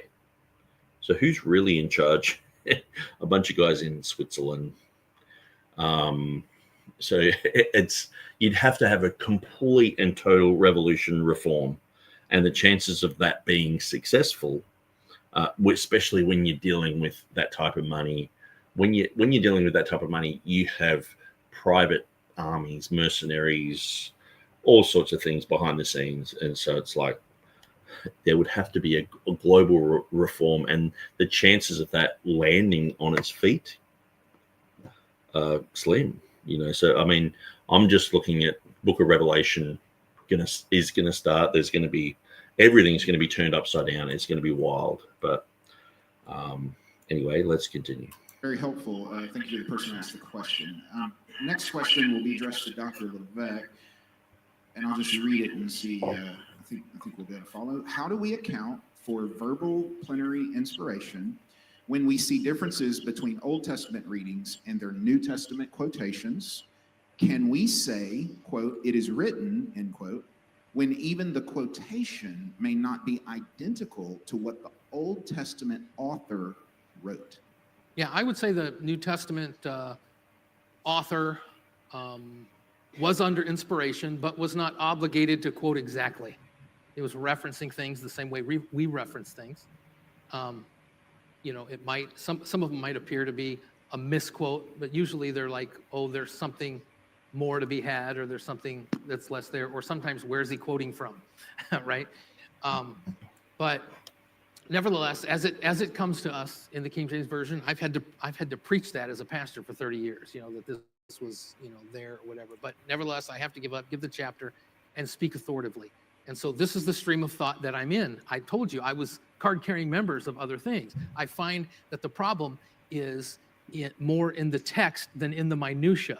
We can pick at these flecks, and there are some of them, and they are difficult. But how you deal with them depends on what your stream of thought is.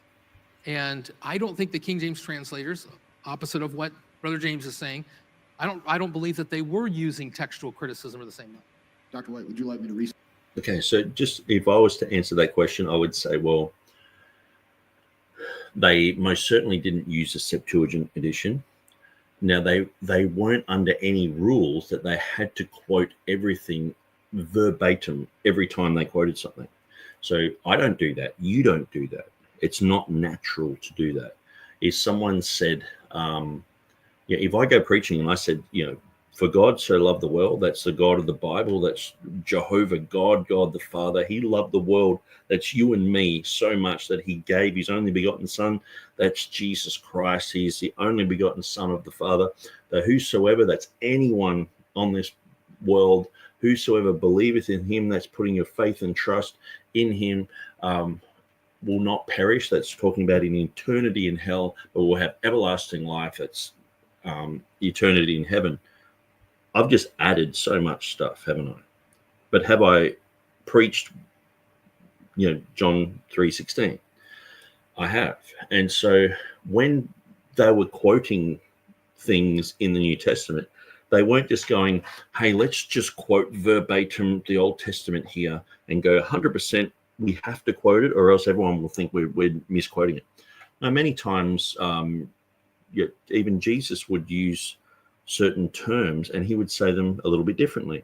When you go through Hebrews, Paul would quote something and relate it to them and say, well, what was meant to be said there was this, which relates to us. So he would quote it in a sense where it's relating to them.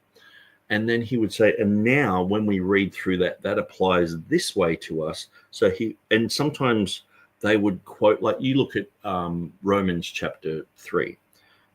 Let me just quickly read through that. And this should answer a few things. Romans 3.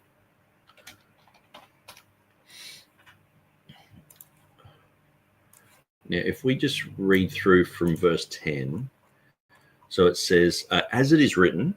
So we're like, okay, where's it written in the Bible? Where's this? There is none righteous, no, not one. Okay. There is none that understandeth. There is none that seeketh after God. They are all gone out of the way. They are together become unprofitable. There is none that doeth good, no, not one. Their throat is an open sepulchre. I used to listen to Sepultura, the band, before I was a Christian, and so I go to say that word. Their tongues they have used. With their tongues they have used deceit. The poison of asps is under their lips, whose mouth, and so it continues on all the way through down to all have sinned and come short of the glory of God. There's so much in this. Now, do you think that's written in just one spot? It says, as it is written. Would you say, well, it's got to be written somewhere? Now, do you realize in the Septuagint, they basically copy that whole section and paste it into a psalm and say, oh, that's where it comes from. But you can get every single one of these little phrases and sayings, and they're from the Old Testament. Now, sometimes you might have a whole theme in Proverbs talking about wisdom and stuff like that. It's like, 6 verses in a row, and you might summarize it and put it into a little saying. And that's what happens sometimes in the New Testament. So it's not always verbatim. Sometimes it is. A lot of the time it's not. So then people are like, well, they're quoting the Septuagint. And what they've done with the Septuagint is it's reverse engineering. They've grabbed some of this stuff from the New Testament and pasted it into the Old. So it looks like it's from the Old. But obviously, if you see all of this and it's in a psalm, it's like, no. And it's not in the Hebrew. It's definitely 100% not in the Hebrew. But it's in the Greek translation. Well, you think that they're copying and pasting that in. And so sometimes what they do with Hebrews, they grab one of these places where it's got maybe a little bit of extra information or a little bit less information, but it's to do with the context of what they're actually talking about. So you might say, God so loved the world, he gave his only son because he doesn't want you to go to hell. It still says that in John 3:16, doesn't it? But not in those exact words. So obviously Paul, when he's preaching, Peter, when you go through what they're saying, sometimes they're not quoting exactly. They're saying it in their own way. And so in here, Paul is saying all this stuff. It's because he knows so much of the Bible. It's coming out of him like, well, they're this, they're that. People, this is proving that we're sinners. We're not good. All have sinned and come short of the glory of God. To grab that and put it into an Old Testament passage like they do with some of the things in Hebrews, we know that they were doing this because sometimes they actually grabbed things and put it into the wrong spot. So we see in the Septuagint, they were put into the wrong place. So we know they were copying and pasting from the New Testament into their Old Testament translation. So I think that answers that. And so anyway, let's see what James White says. You stated? No. 1 minute's not long enough to even start to address this. Unfortunately, the nature of these variations was not addressed just now. So, for example, in Hebrews chapter 8, in Jeremiah chapter 31, in the Hebrew, it says, though I was a husband to them.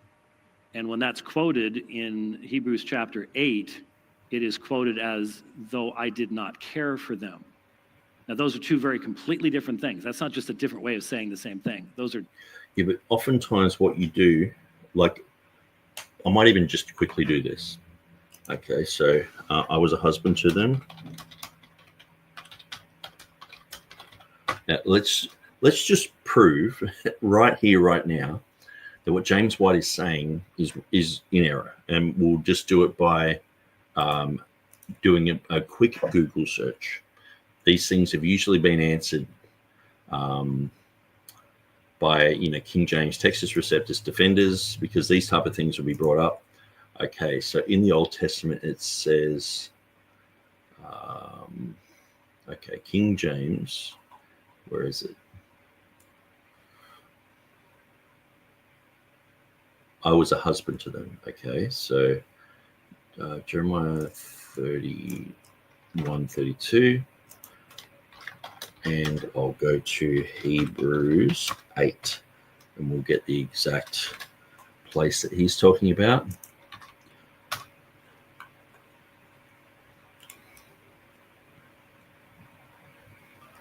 Okay, so it's talking about a new covenant. Now,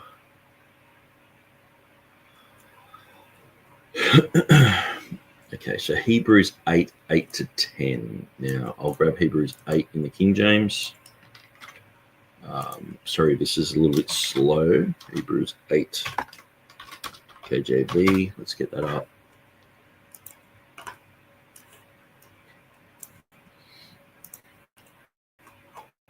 So 8 to 10 says, for finding fault with them, he says, behold, the days come, saith the Lord, that I will make a new covenant with the house of Israel, with the house of Judah, not according to the covenant that I made with their fathers in the day that I took them by the hand to lead them out of the land of Egypt, because they continued not in my covenant, I regarded them not, saith the Lord. For this is the covenant that I make with the house of Israel in those days, saith the Lord.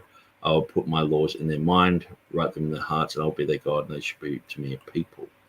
Okay, so the Jeremiah section is basically saying, not according to the covenant I made with their fathers in the day when I took them by the hand and led them out of the land of Egypt, because they continued not in my covenant, it says, which my covenant they break, although I was a husband unto them, says the Lord. And it says here, and I regarded them not, saith the Lord.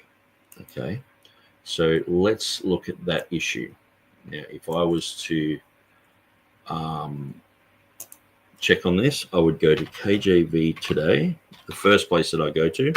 Now, it mightn't be there, but hopefully it is. And we are looking at Jeremiah. Does he have this? Heaps on Isaiah. Ezekiel, no, he doesn't have Jeremiah, but maybe he's got it in the New Testament section. Hebrews 8, no. So then the next place I would go to is brandpluck.com. Will Kenny's usually written something about this. And so, or actually, if I go and put this in brackets and go Hebrews. Actually, no, this won't work. It used to work, but his website was .webs and it was quite popular. So it was all through Google search, but now it's not. It's a newer website. It hasn't gone through all the same SEO procedures. So we'll go to KJV articles and we'll just look for Hebrews 8. here. So he's got an article on it. They continued not in my covenant, so this is the difference, and I regarded them not, saith the Lord. And Jeremiah says, although I was an husband unto them, saith the Lord. John Owen's commentary on the book of Hebrews. But expositors do find or make great difficulties herein. It is generally supposed that the apostle followed the translation of the LXX in the present copy, whereof the words are so expressed. But how they came to render this Hebrew word, they have not agreed. Some say the original copies might differ in some letters from what we now enjoy. But the best of these conjectures is uncertain, and some of them by no means to be admitted. Uncertain it is that the apostle made any of his quotations out of the translation of the LXX. So that's exactly what King James guys say today. John Owen was saying this. He's an educated guy back in the day. Yea, the contrary is certain, though, and easy to be demonstrated.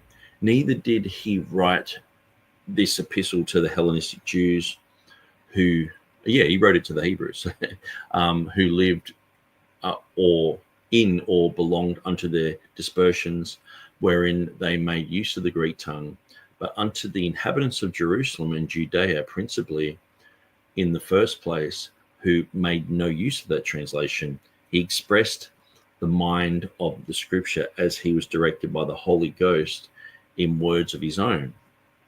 And the coincidence of them with those in that he, in the present copies of the LXX, hath been accounted for our excitations. See below for Owen's notes on his citations. It's quite a word.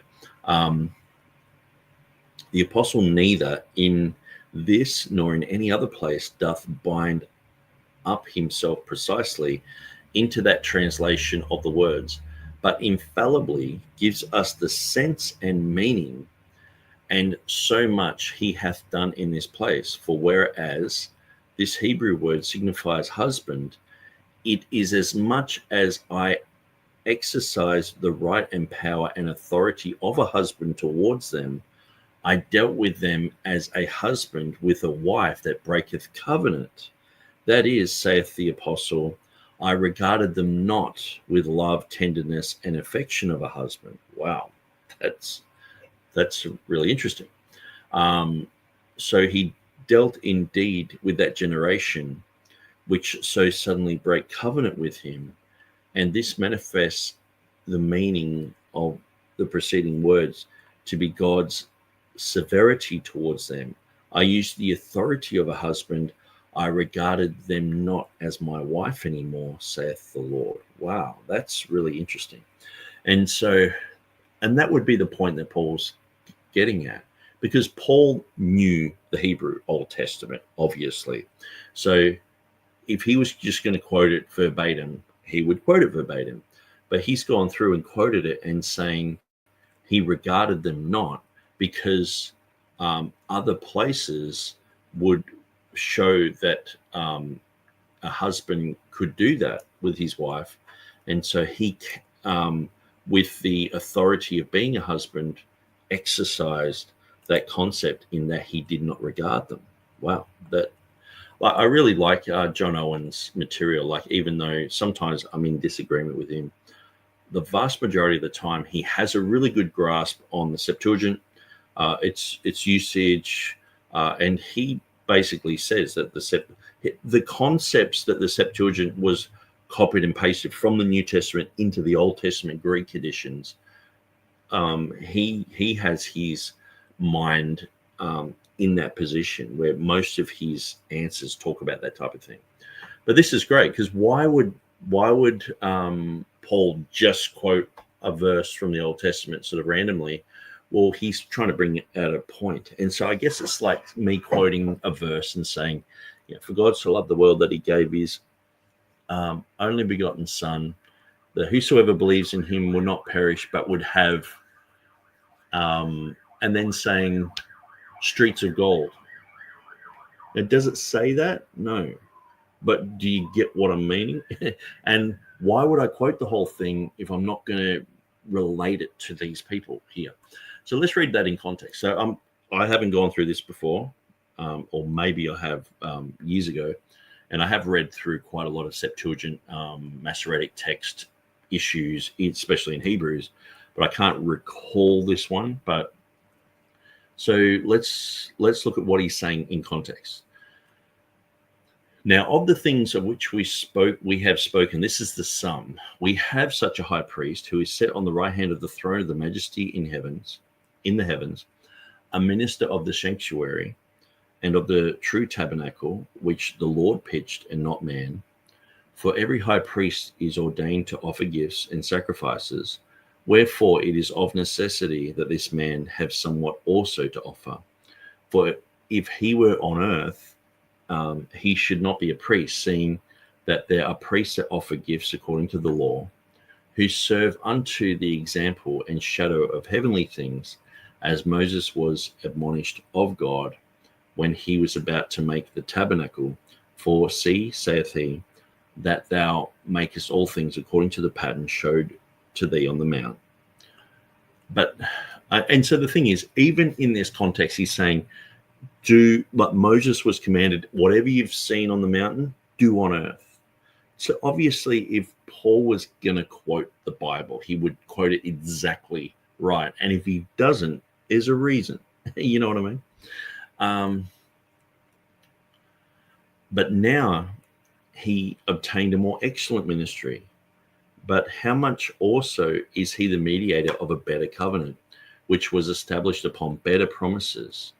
For if that first covenant, listen to this, had been faultless, then should no place have been sought for the second, for finding fault with them. So God found fault with them. He saith, behold, the days come, saith the Lord, when I'll make a new covenant with the house of Israel and with the house of Judah. So then he talks through this whole verse and says, I regarded them not, said the Lord. So because he's a husband, it's talking about a separation, because we know that he divorced. And so I'll read this verse. It says, not according to the covenant that I made with their fathers in the day which I took them by the hand and led them out of the land by Egypt, because they continued not in my covenant, and I regarded them not, says the Lord. So he's actually inserting there the role of the husband. For this is the covenant that I will make with the house of Israel after those days, saith the Lord. I will put my laws in their mind and write them in their hearts, and I will be to them a God, and they shall be my people. And they shall not teach every man his neighbor and every man his brother, saying, know the Lord, for all shall know me, from the least to the greatest. But I will be merciful to their unrighteousness, and their sins and their iniquities I will remember no more. In that he saith, a new covenant he hath made the first old. So there's an old covenant, and that's what he's talking about here, that he did not regard them. Because he was a husband, he was able to do that. How's that? So the thing is, like, just a 15-minute Google search, not even that, 10 minutes, we found a very good logical answer. And he's quoting to Hebrews. You imagine I'm quoting to Chinese people and I can't even get their Chinese Bible and quote it properly. I mean, these are Hebrews. They were into Bible memorization and singing psalms and songs. And, some of them have had whole chapters memorized. And he's just going to misquote it like this? I don't think so. It makes more sense to go, no, this is a deliberate thing. Now, is this... I think James White's sort of saying this is in all the texts. So let's look at Hebrews 8:9. Hebrews 8:9. So it's not just a TR issue. Bible Hub. Let's look at the Greek.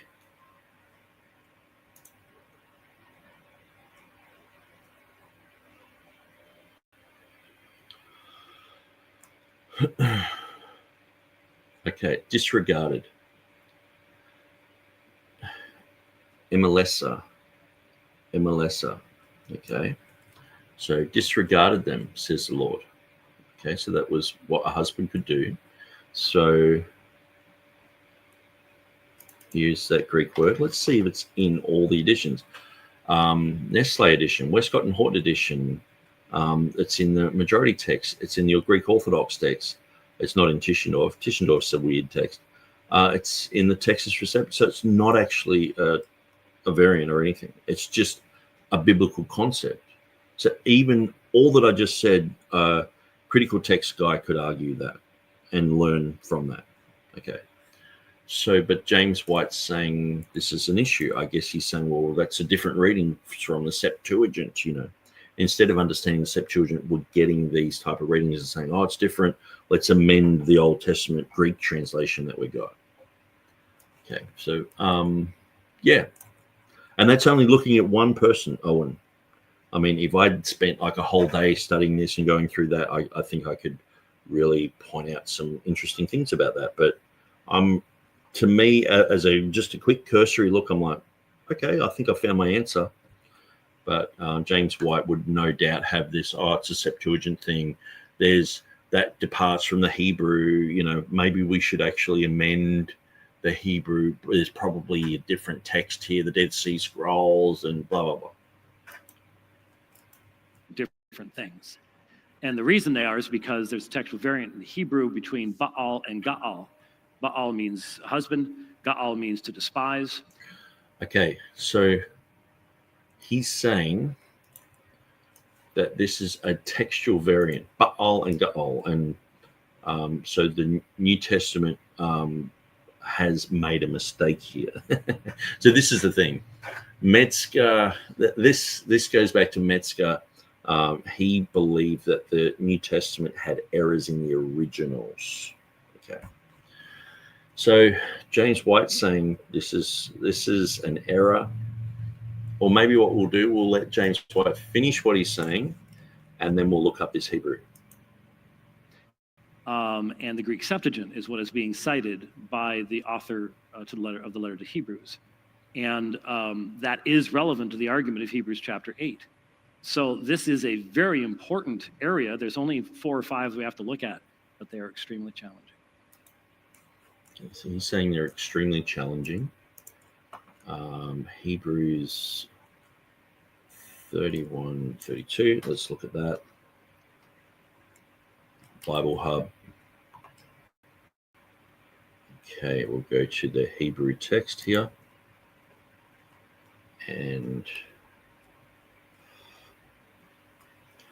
I was a husband, Baalti. So a husband actually, it's interesting, the word husbandman just means a farmer. It looks like it's got Baal in it. Now, obviously we know Baal as, you know, Baal-zebub, and Baal, you know, Baal is the god of the pagan god of the Philistines. But Baal just actually means agriculture. So a husbandman was someone who just did agriculture. So Baal is actually just quite a neutral word, but it's like worshiping the god of the weather or something, you know, that agriculture, you know, produce, you know, this type of thing. So let's have a look at where this word appears. Now, it's got here that it was a husband, okay? So that's the correct reading in the King James. So let's grab that. And we'll see where else this word appears. Okay, so it's in all the Hebrew texts here. So he's saying, let's go to the additional Hebrew. We'll check it out. He's saying this is a textual variant, but like it's in all the Hebrew. So it's not a textual variant that is from like a different Hebrew edition. This is showing where the Septuagint differs from the Hebrew. So, and yeah, we've been going through the Septuagint conference of the Reformation Bible Society, showing where they do this type of thing, where the ESV, I think it was like 200 words are changed to match with the Septuagint. So they're overriding the Hebrew with this Greek translation. Now, you know, hyper King James only people say, well, the English overrides the Greek sort of thing. And, you know, everyone just sort of cringes when that type of statements made. But here we see that they're overriding the Hebrew with a translation, doing the same thing. But it just so happens to be an older translation. It's a Greek translation. So it's not actually a variant, or doesn't look like it's a variant as far as the information that's here between these texts. Now, obviously, the Leningrad one is the only one with the vowel pointing. But let's look at some of the commentaries here. No doubt someone will bring it up because a lot of these guys are, Ellicott, Ellicott, I'm pretty sure he was the main one for the revised version. So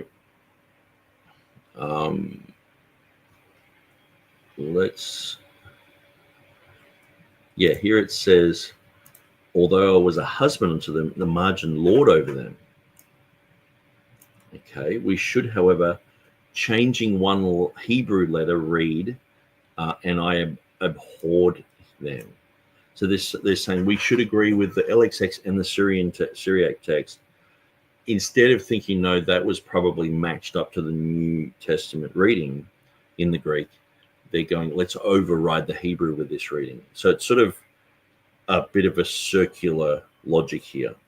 Now, they're saying there's one difference between the Hebrew word abhorred them and husband. But what sort of comes to my mind immediately is you have the word Baal in there, okay? So it's not hard to go or to see Paul using this type of imagery. If we have a verse that says, I was a husband to them, and then saying, you were housebound or something, it's a different meaning, but it's almost like poetic in English. Perhaps he was doing that type of thing in Hebrew, where he was using a very similar word, getting their attention to go, oh, he's changed that. Everything else is the same. He's changed that one thing, but he's brought out the fact that it's gone from a good thing to a bad thing. I mean, even the name Jehovah, I'll be talking about this tomorrow. Hova, people say, well, Hova means a disaster, a ruin. I could use that type of analogy and say, well, I could quote something and go down to the bottom and say, well, thus says Jehovah, or thus says Hova, a ruin or a disaster. God's going to ruin you, and it's going to be a disaster, or something like that. Using that type of language. I'm just thinking that. I could be completely wrong. That's only just my thoughts at 11:57 on a Saturday morning. The translation of the Septuagint is undoubtedly wrong, although adopted for consistency's sake by the author. So they're saying Paul used this, but it's wrong. Okay, so there's mistakes in the original. Although their husband or Lord Baal. So it's using the word Baal just means agriculture. The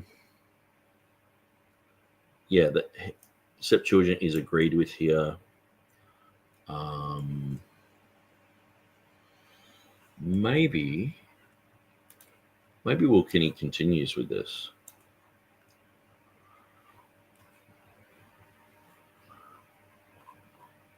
Okay, not really.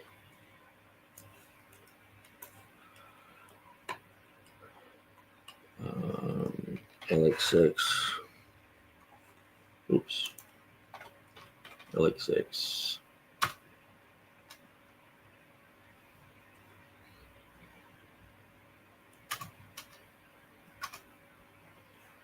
Okay. Matthew Henry's. Matthew Poole.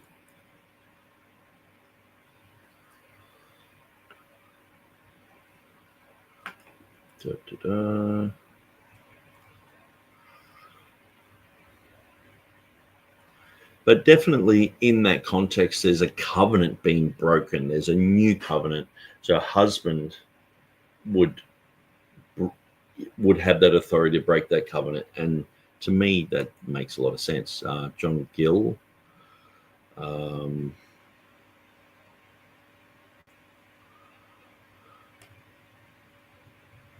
Okay, saith the Lord, they promised fair, but did not perform. Their hearts were not right with God, nor were they steadfast in his covenant. Though it was such a solemn transaction and had the nature of a matrimonial contract, it was the day of their espousal, and they were betrothed to the Lord, and he acted the part of a husband to them in nourishing and cherishing them, in providing food and raiment for them, manna that continued with them, and clothes that waxed not old, and in protecting them from their enemies and bringing them to a good settlement in the land of Canaan. The Septuagint version renders it, and I regarded them not, and so the apostle in Hebrews. So pretty much all of these guys are saying it's quoting the Septuagint, which shows you the stronghold that it had over the minds. Like someone like John Owen, he's like, no. Now, even the King James translators were like, well, the Septuagint, if such a thing sort of existed, if what's written about it is true, sort of thing.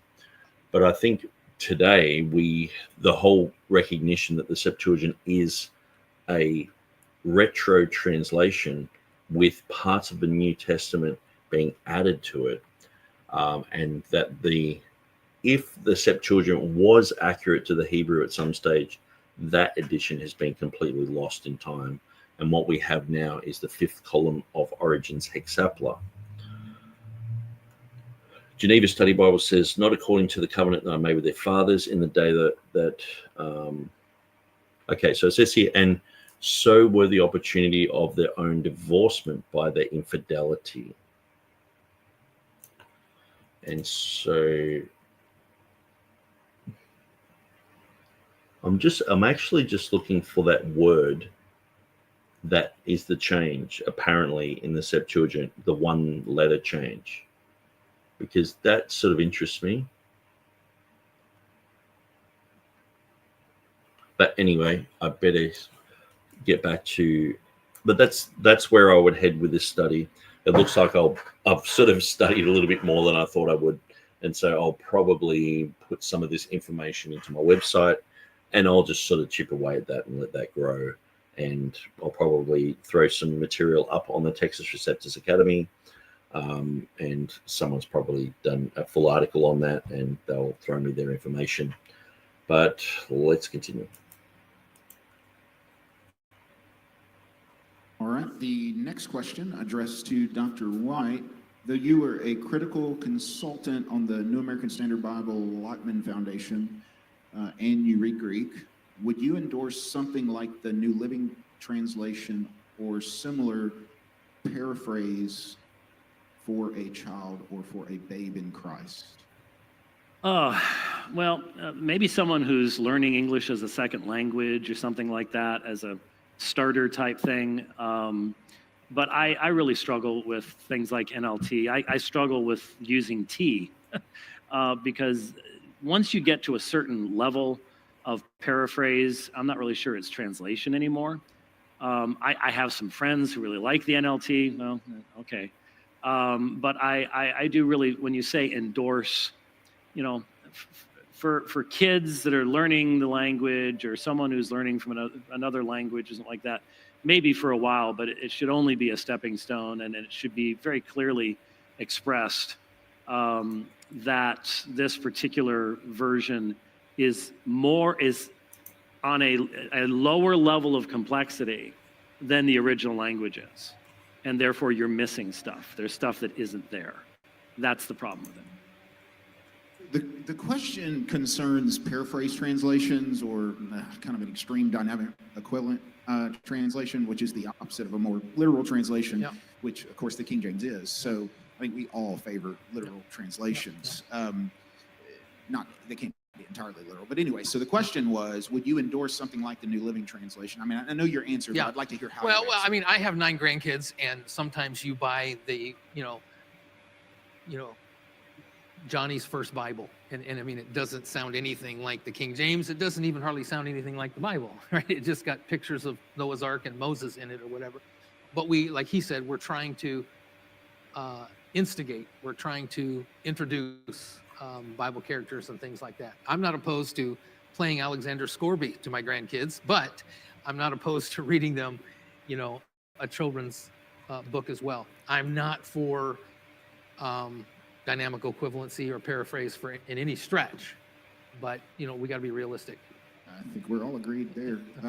So Dr. Levesque, we'll have one more question addressed to you, and it concerns James 3:6 and Proverbs 3:34. Okay, so how do you deal with, I guess in a way with the New Living Translation question, I sort of vagued out a little bit because I'm probably just in agreement with both of those guys. I did listen to it, but I was still searching for some things on the side.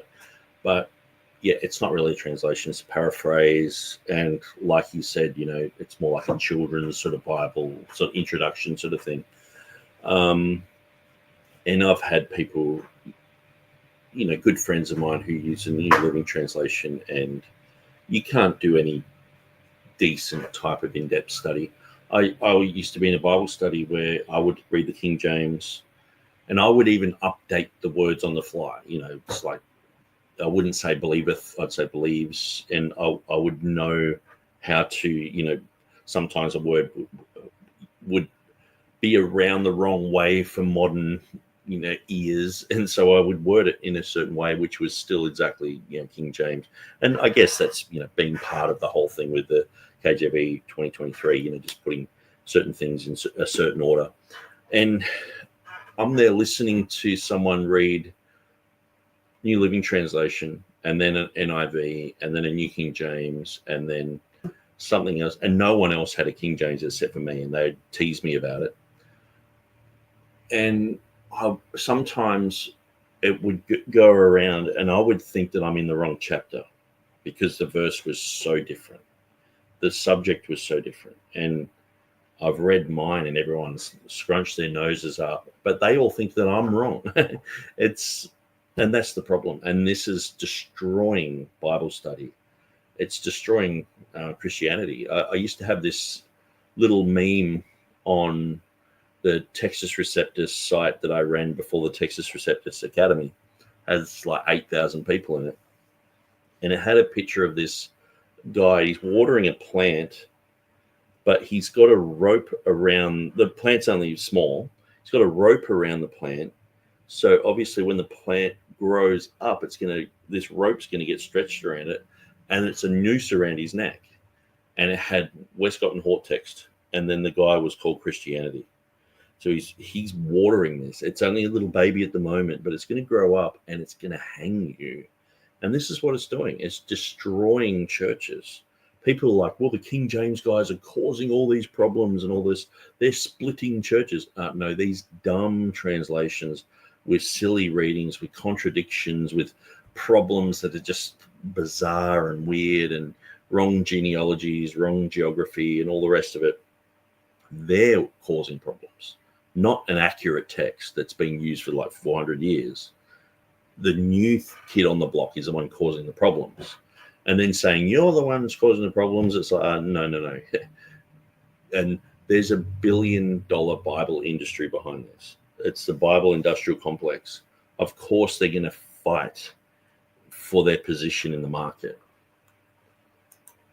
Many times the New Testament writers quote the Greek Septuagint, like in James 3:6, which quotes Proverbs 3:34, but this does not appear in the Hebrew. This is similar to the other question, but it concerns the discrepancy where Proverbs 3:34 is quoted by James 3:6. And they're both good questions. Okay, let's have a quick look. Proverbs 3:34.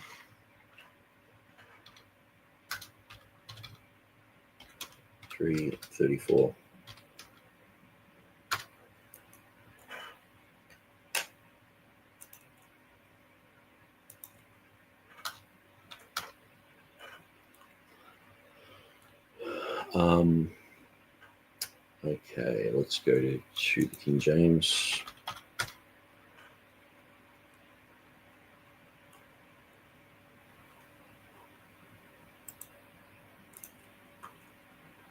And it says, surely he scorneth the scorners, but he gives grace to the lowly. Okay. And then where was it in James? Just quickly search for that.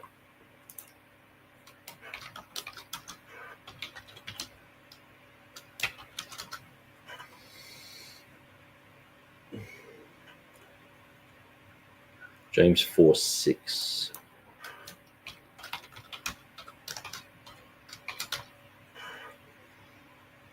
Bible Hub. Okay, let's have a look at that. King James says, but he giveth a greater grace. Therefore, it says, God is opposed to the proud, but he gives grace to the humble. Okay. Surely he scorneth the scorners, but he giveth grace to the lowly. So we can understand lowly, humble, synonymous. So is it absolutely verbatim? No. But this is one of the things at times. Okay, so that's all in capitals in NASB. Well, it says God resists the proud, but gives grace to the humble. So I actually read the NASB for some reason. But see, the thing is, it doesn't have to be an exact quote. And so this is sometimes where, say, the New King James or others like this, they're putting it in all caps or they're making it a quotation. Sometimes it's not actually the whole thing that is a quotation. It's like me saying, okay, well, does God love everyone? God says he loves everyone because he so loved the world. I could say that, okay, as someone who believes that everyone can get saved. Now, I've only quoted some of Scripture, but I've actually said that God said this because of this, and so but he giveth more grace, wherefore he saith, God resists the proud, but he gives grace to the humble. So perhaps he's actually quoting two things. So where does it say God resists the proud? Okay, let's have a look. Besides James, obviously it's going to come up. It's James. Maybe we'll go to Bible Hub and we'll go to cross references. He mocks the mockers, but gives grace to the humble. So he's mocking mockers. That's like that same sort of verse is resisting the proud, I guess. But that's in that same verse. So let's look elsewhere.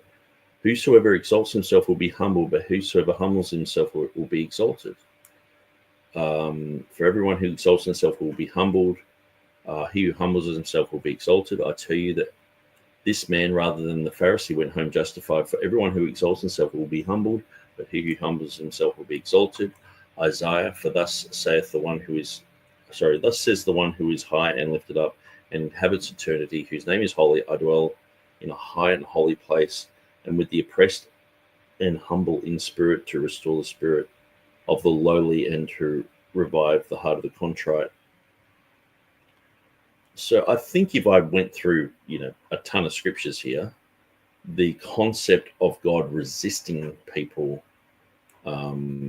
which it says here, because sometimes you read a new version and they've put the Septuagint reading in there or whatever, and they've just overridden stuff.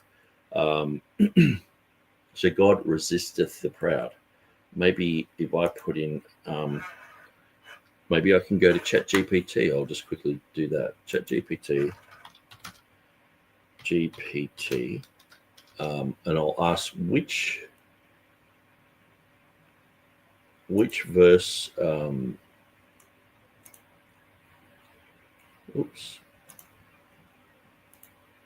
Which verse besides James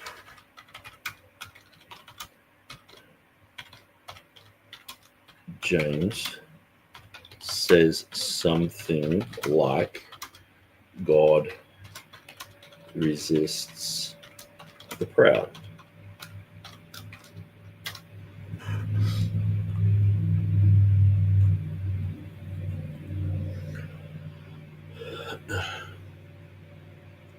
Okay, 1 Peter 5:5 says, likewise, you younger people, submit yourself to your elders.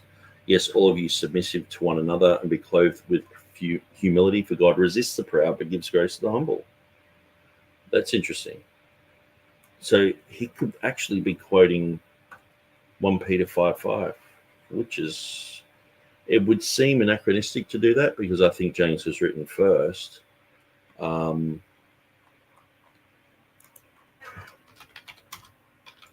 What about not literally,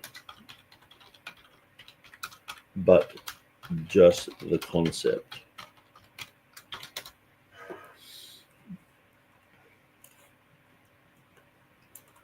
Okay, so Psalm 18:27, for you will save the humble people, but will bring down haughty looks. So it's like bringing down the proud. Psalm 138, though the Lord is on high, yet he regards the lowly, but the proud he knows from afar. Proverbs 16:5, everyone who is proud in heart is an abomination to the Lord, though they join forces, they will not go unpunished.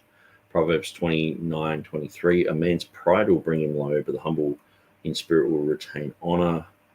And then there's a whole bunch of New Testament stuff. So that's the route that I would go, is like, is it an exact quotation in a row? Because like we looked at Romans chapter 3, there's quotation after quotation after quotation of many, many different themes and verses. And see, sometimes someone will find something that's not an exact quotation of any verse, but it's probably a whole chapter summary.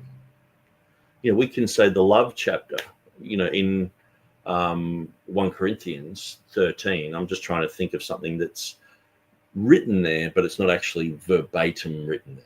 So you might say, well, the love chapter tells us that we have to love every church member. Does it say that? Yes, it does. But does it literally say that? No, it doesn't. But we can say that.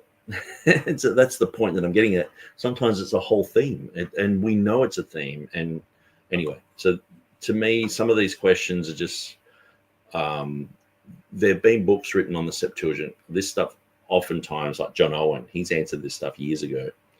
I'm sure if we went to John Owen and we went to James, was it chapter 4, verse 6? Let's just look at it. James 4:6. John Owen.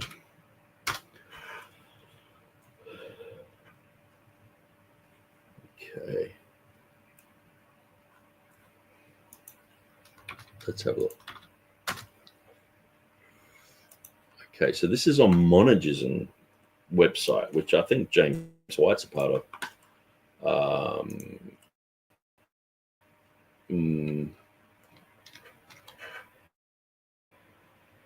Let's go to 4:6. No.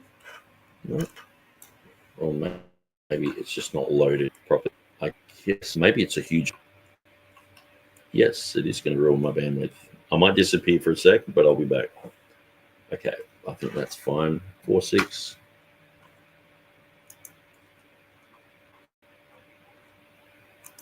Maybe it's not even there.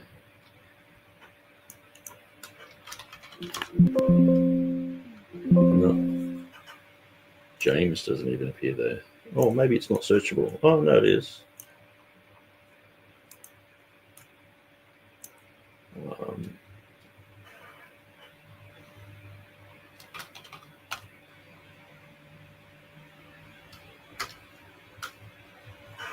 Anyway, I'm rabbit trailing. But yeah, I would look up John Owen and see what he says and others. But I don't really think that that's a curveball question. It's just one of those issues that you have to go into the Septuagint. The whole concept is, like Levesque is saying, there are two thought processes. James White goes through, this is Septuagint. That means our Hebrew is in error here.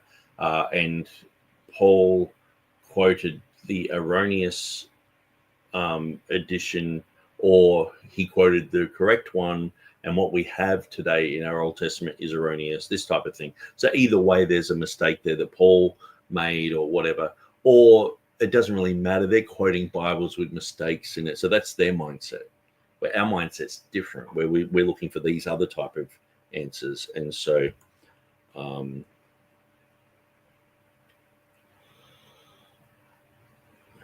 so SLIC 777 says it seems to be the LXX.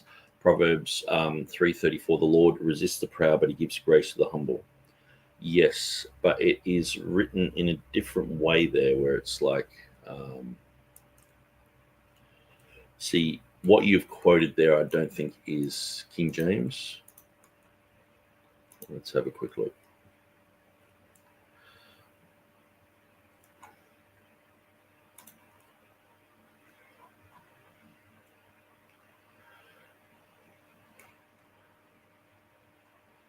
King James, surely he scorneth the scorners. See, the reason that they have the Lord resists the proud is because these modern Bibles like the ESV, etc., they're actually going with the Septuagint. And I'm pretty sure if you look at the footnote there, they'll say we went with the Septuagint here. Where the King James says, surely he scorns the scorners. He's mocking mockers. It doesn't say he's resisting the proud, but perhaps that is part of it. So, but anyway,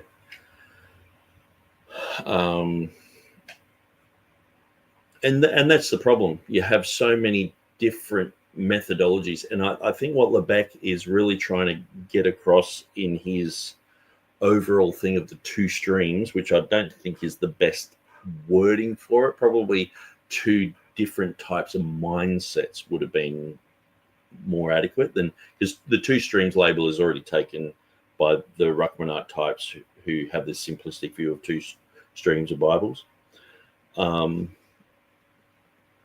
And so, yeah. So 777 says, I started listening late. Maybe the LXX is interpreting it into other words. And so, yeah. So anyway, we'll continue on with this. Jesus did quote in Greek. I don't. No. So him saying Jesus quoted the Greek, I don't think we have any proof of that whatsoever. I think that is, why would Jesus quote Greek in a synagogue full of Hebrew people? It's to me, it's ridiculous. But so I would definitely be against Levesque with that concept. I don't think the Septuagint is one monolithic thing. So to say that it's our Septuagint, which is kind of where people want to go with it. I think So I would agree with that, but I would say definitely Jesus didn't use a Greek Bible to speak to Hebrew people. Probably multiple Greek, in other words, we'll say multiple Septuagint ideas out there. And I even think when you read the questions that the Pharisees and Sadducees asked Jesus, in some instances, they're kind of asking him, which version would you pick? You know, they want him to back them. I'm not getting that at all through any of my Bible reading of Jesus talking to the Pharisees. I don't think they're talking about a Bible version. I think they were all in agreement with the Hebrew, that the Hebrew was what they were reading. It's retroactively read back into it that they had a Septuagint text that Jesus used. And that's because the Septuagint, which I believe is an AD document, that the early church just wanted a Old Testament. So they worked on that. And eventually that went through many processes, just like any other translation does. And then it got to the fifth column of Origen's hexapla, and that just became the standard one, which had lots of mistakes in it. And what we have today is something that is nothing like what they had in the early church. And so I don't think that Jesus quoted Greek. I don't think there's any proof for that. I don't think there's any proof that they were talking about which translation of the Hebrew that they were quoting or anything like that. There's just that type of information is simply not there. So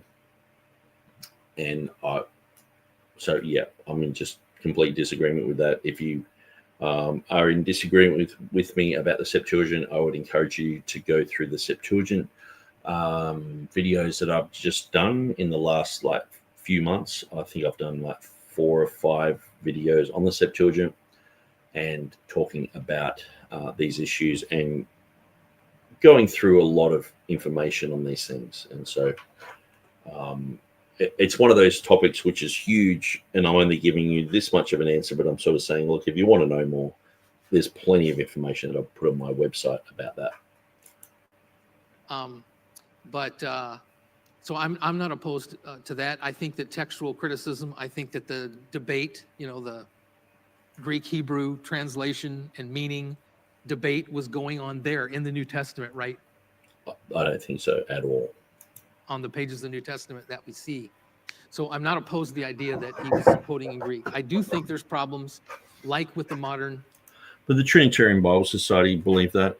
I think it's just because it's an old concept that it's hard to break away from. I guess there are traditional thoughts, traditional concepts that come through. I think with a new broom, it sweeps clean. Having people who are not tainted with traditionalism and just think outside of the box, you just go, well, I'm not seeing that. And when I read through the Trinitarian Bible Society's arguments for the Septuagint and a BC Septuagint, I just don't see anything of substance that wins me over to their side at all. So Greek that keeps on being fluid and changing, I think that's dangerous. And I do think kind of going back and saying Septuagint is also dangerous because. Well, the thing is, if Jesus quoted Septuagint and it's faulty, what's wrong then with having a faulty Greek text today? If Jesus is using it, see, this is the problem.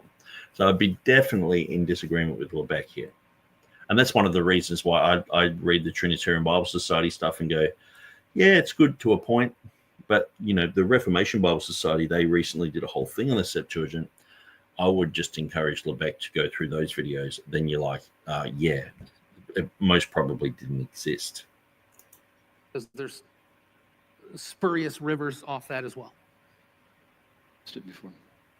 All right. Well, then we will, Dr. White feels he's already answered that. So we will move on now. We need to move on to closing statements. So I'm going to quickly reset the stage.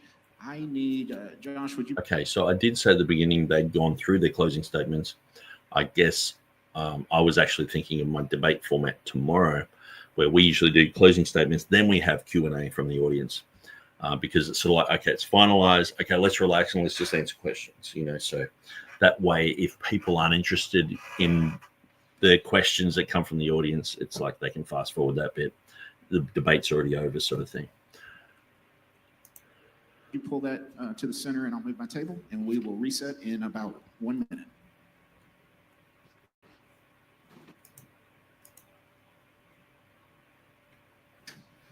You did, I knew it. He asked about honey badgers. He's got a fascination with the honey badger. I don't understand. He likes to sing about them too. All right. Well, at this point, we are going to move on to closing statements. Dr. White will be first since Dr. Levesque went first at the beginning of the debate. So, Dr. White, you have 10 minutes for your final closing statement. Just for the sound folks, I just stuck it in my pocket because for some reason the connection is, I'm not sure, that's where the noise was coming from. So anyways, hopefully that will still be picked up. Okay. Well, first of all, thank you for coming out. Some of you I know are very rabid Leonard Skinner fans, and so you gave up a lot to be here this evening. And we will try to get out of here before they get out of theirs, so we can actually get home and not be sitting there at midnight in a very long line trying to get onto the 12 and get out of here. I want to thank Brother Doug for being here this evening and for everybody who helped to arrange this, this debate and this discussion. I think it has shed a tremendous amount of light on the foundational presuppositions of the King James movement and the assertions being made therein.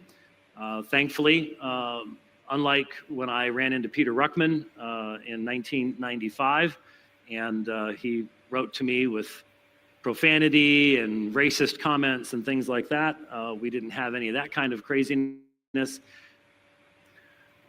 Like, I know Ruckman's a racist, but I'm not sure if is that true that he was racist towards James White?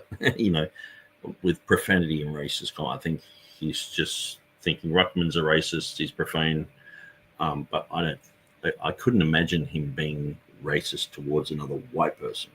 That's weird, but he was a racist. And of course, I should mention that my book on the King James issue was delayed in being published because my publisher had to run it by attorneys because Gail Ripplinger had threatened to sue us if I published the book because I.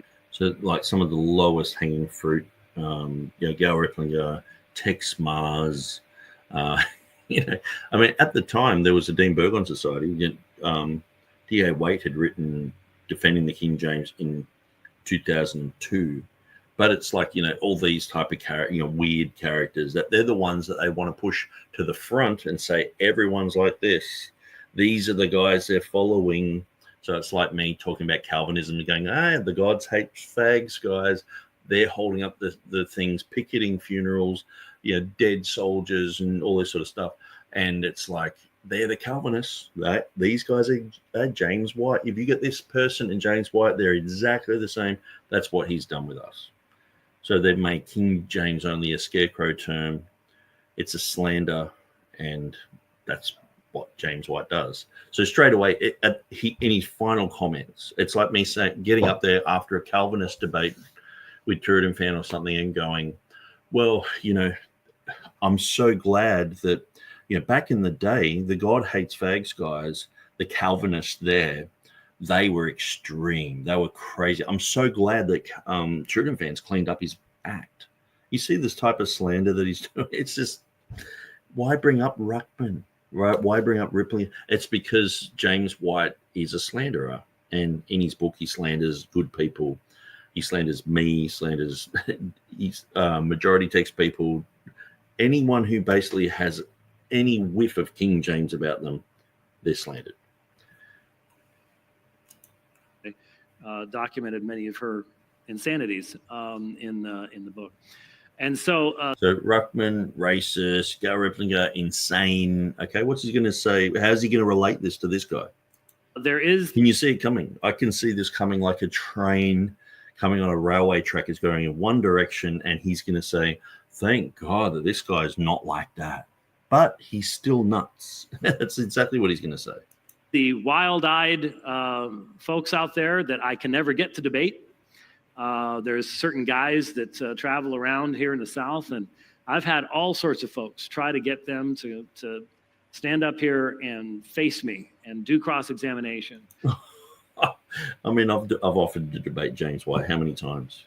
And they will not do it. So give Dr. Levesque the kudos that he deserves for coming into the Lion's Den and dealing with this issue this evening. So notice, Peter Ruckman, racist, psycho. Gail Ripplinger, she's nuts. Okay, so these people won't debate me, but kudos to this guy, he will. So he's just basically saying he's part of these nutty guys we just have to deal with. Most of these guys won't debate me, but this guy, he's just as nutty. I won't say that. No. He'll debate me. You see what I mean? This is what James White does. This is James White 101 slander. But at the same time, I want to make sure you understand. You might say someone criticized me because there's a conference going on in Texas right now. Very concerning to me, the people involved, the perspectives that they're promoting and things like that. And one of their supporters posted the advertisement for this debate. And he said, obviously, White doesn't know what time it is. So in other words, that's irrelevant in comparison to the cool stuff we're talking about, sort of neo-Nazi wild craziness. They're talking about stuff that doesn't matter. Well, what we're talking about will matter 30 years from now when they've completely forgotten this entire movement and they've gone the way of the world. From my perspective, not only as a pastor, as a professor, having taught Greek for years and years, Greek syntax, textual criticism around the world, and as an apologist. Most of you who have followed my apologetic, this is my 196th moderated public debate tonight. Thank you very much.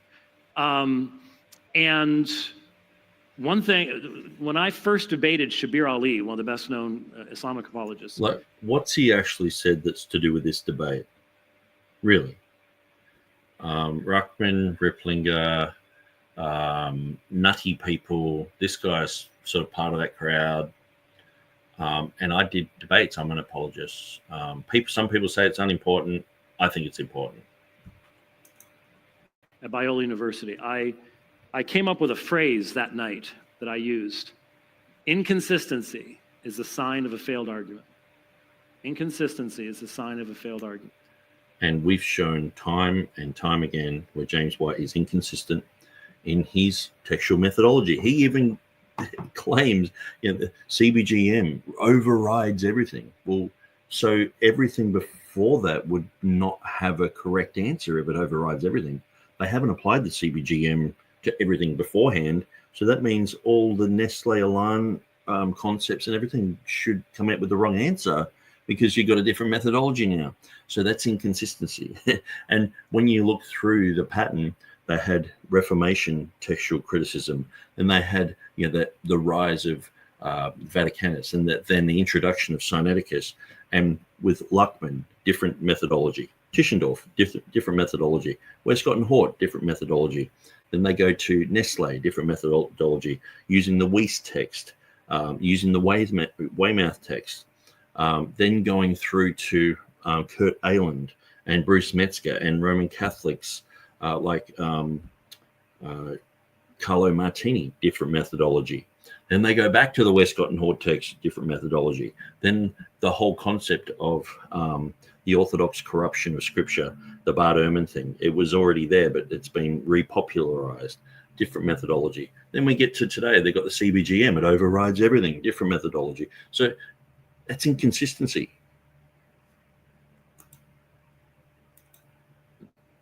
And my point was that Shabir uses one standard to analyze the New Testament and another standard to analyze the Quran.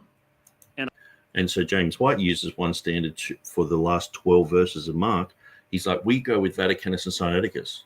We reject everything else. 1,637 manuscripts have the last 12 verses, lots and lots and lots of words. But we throw them out. We think it's toilet paper. He says it's Gnostic readings in there. Peter Gurry says they're apocryphal readings, but they're in modern Bibles. It just has a footnote saying these aren't original. How's that? Their Bibles that they carry around to church with them have these type of errors and apocryphal readings in them.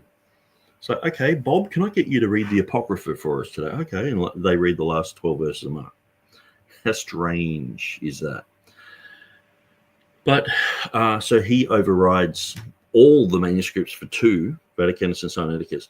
But then when it comes to other readings, he's not interested in the majority text, but all of a sudden, if there's a minority reading in the Textus Receptus, all of a sudden he's interested in the majority text. Like 1 John 5:7 has a majority of Greek readings. It's like, why all of a sudden are you going with the majority text? You haven't been interested in it, so far. Oh, because it goes against the TR, because we demonize the TR whenever we can. And it's like, no, you have an inconsistent methodology.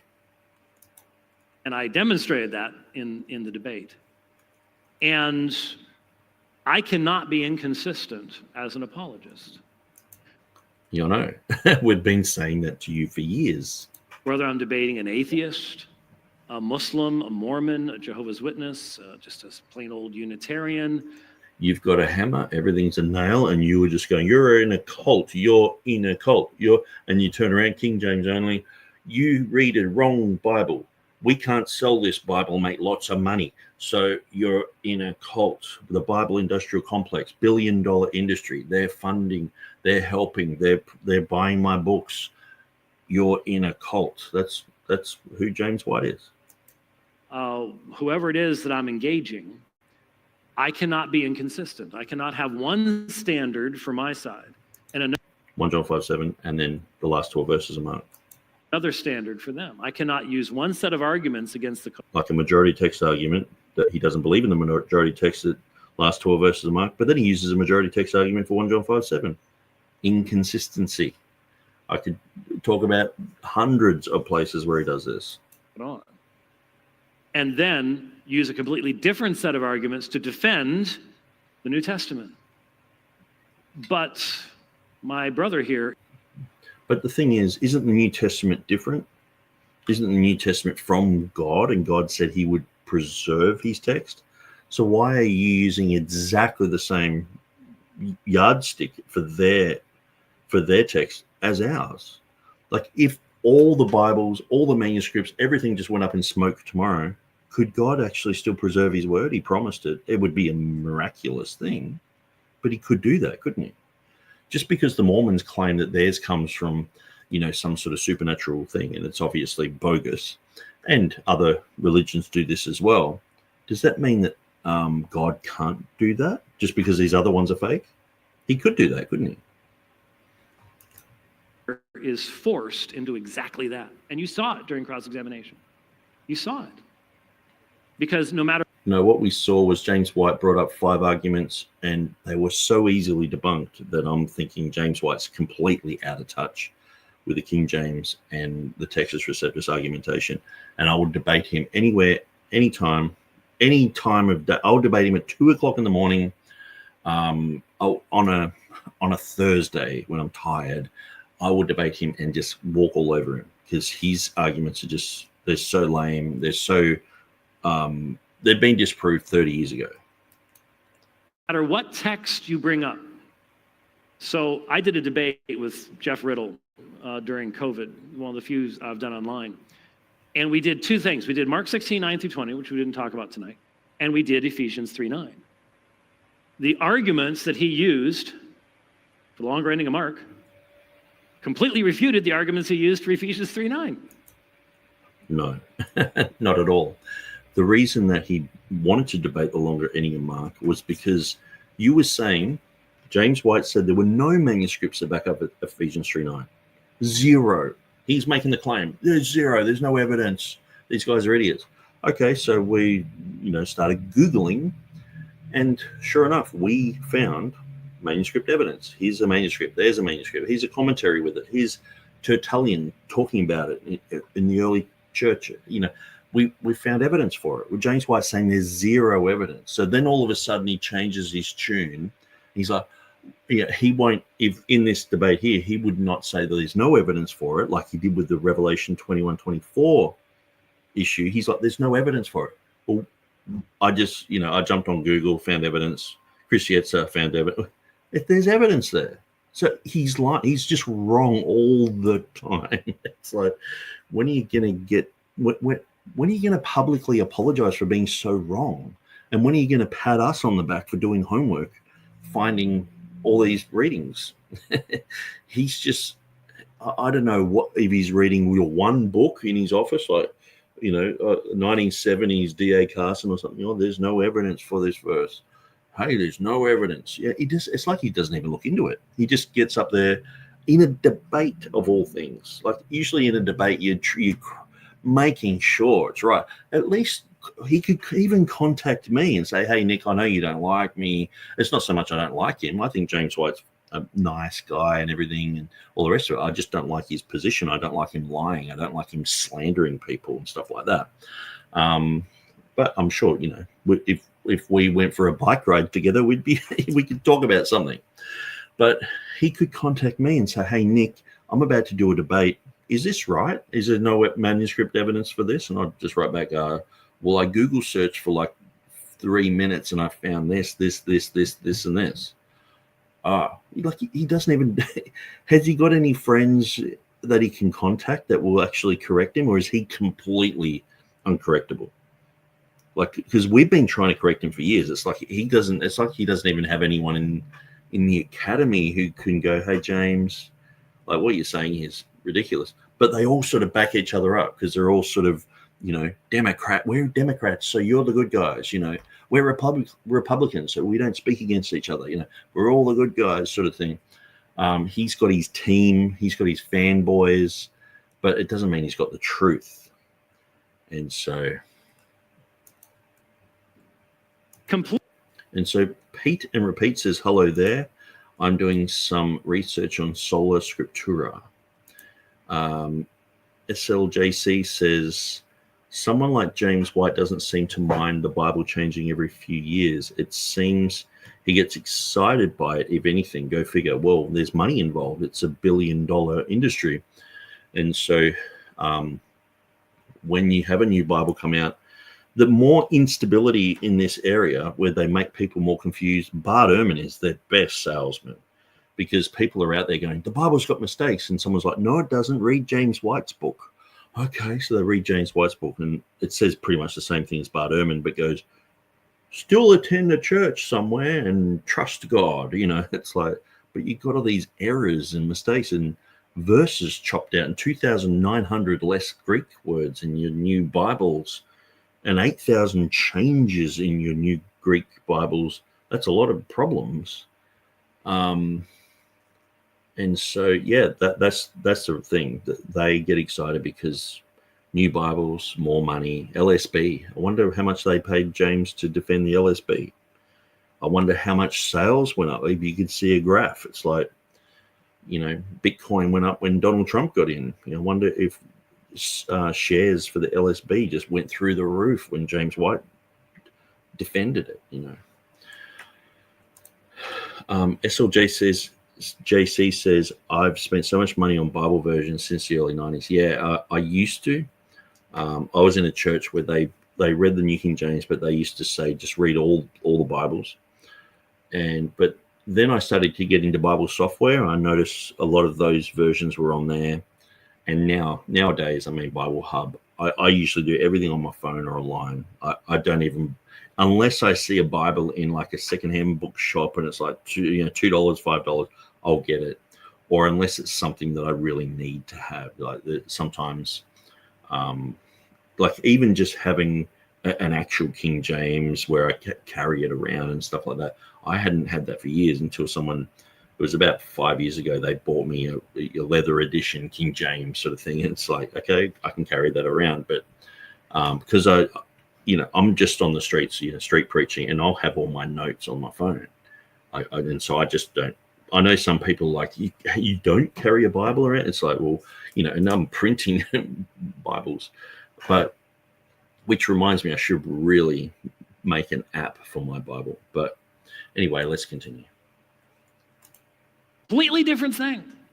So tonight, Dr. Levesque has affirmed readings unknown to church history. No, unknown to church history according to James White's limited knowledge, and he's been easily disproven by just a couple of dudes on the internet. And if people were looking deeply, they would find so much more, because we've only just Google searched. But it's sort of like, someone saying, hey, we've people have never been, there's no gold in China, and people are like, oh, let's just dig here. Oh, what's this? This is a chunk of gold. We're in China. Hey, does that mean we have to go and dig everything there? It's like, look, we've just proven the guy wrong. The guy doesn't know what he's talking about. Completely contradictory to the Byzantine manuscript tradition. Completely contradictory to the majority text. Wrong. Completely contradictory to Erasmus, for example. Wrong. With Revelation 16:5. Okay, so I wrote a book on Revelation 16:5, proving James White wrong. Put it in James White's hand. He refused to accept it and said he would never read it, even after he challenged me to read his book. So I'm responding by a whole book on that issue, and he refused to read it. No, I'm never going to read that. He said on the dividing line. What arrogance. And when you ask, well, wait a minute, you said, you made the assertion, the Byzantine text type is the representation of the original readings, and yet you've got all sorts of readings in the King James Version of the Bible that are not supported by the Byzantine manuscripts. There's all sorts of readings that are not supported by Vaticanus. There's all sorts of readings that are not supported by Sinaiticus. But because they mash these two and say they're the same family, oh, well, then we have them in the same family. So that's how they get around that. When you look at the Byzantine text is the basis of the Textus Receptus. So when you get Byzantine text and you look at them together, you might get 50 manuscripts. You can see where there's parablepsis, homoioteuton, homoiarchton. You can tell when there's errors of site, people have accidentally, spelt something wrong, this type of thing, or they've heard, weos and it should have been theos or vice versa. This is a natural type of thing that happened in manuscript writing. It's very normal, especially if you've got lots of manuscripts, you're going to have more and more of this happening. And so if you've got, 2,000 manuscripts and 50 have the correct reading, correct grammar, there's no solecism, it makes perfect sense, but then you have this other reading and it's a bit weird. And then someone's tried to correct it. And it sort of makes more sense. You're going to go with the correct reading, aren't you? It doesn't matter how many plays of Shakespeare they've printed that have an error in it. If you just find one that doesn't have that silly error, you're going to copy that one, aren't you? So that's what happens every now and then with the TR. And then they're like, it's not in agreement with the Byzantine text. It's like, well, just because the majority back up the Textus Receptus doesn't mean that you inadvertently can go, well, the Textus Receptus is based on the majority. Now, the Textus Receptus used to be called a majority text, and then they printed a thing called the majority text. They're not the same thing.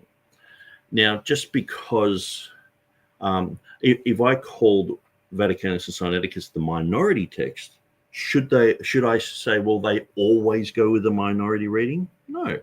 Sometimes they go with a majority reading. But, and so I can't do that to James White's text. And so it's labeled minority text, so you have to go with the minority readings. That's just silly. But that's what he does with the King James Textus Receptus Greek text. He goes, well, the TR, it used to be called the majority text by text critics like Westcott and Horton and stuff like that. So they have to go with the majority reading, don't they? And see, look here, it's not the majority. It's like, we don't have to go with the majority anything. We were not majority text advocates. We go with the correct reading, the one that says 1 + 1 = 2, not 1 + 1 = dinosaur or whatever you want to put there.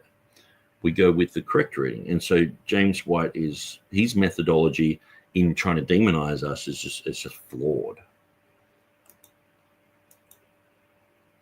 How do you do that? Well, because it's in the King James Bible. And so... Well, James White doesn't think the King James Bible is anything.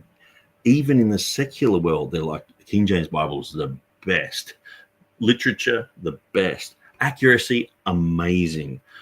People's usage of it, unparalleled. James White's just like, it's rubbish. They want to make the King James the standard. Did you know the Bible Society, so people can actually read Greek and Hebrew and do Bible translation work, not just James White, the NASB consultant or whatever. He wouldn't even be anything near half the guys who were working on the Bible societies with their linguistic abilities and all the rest of it.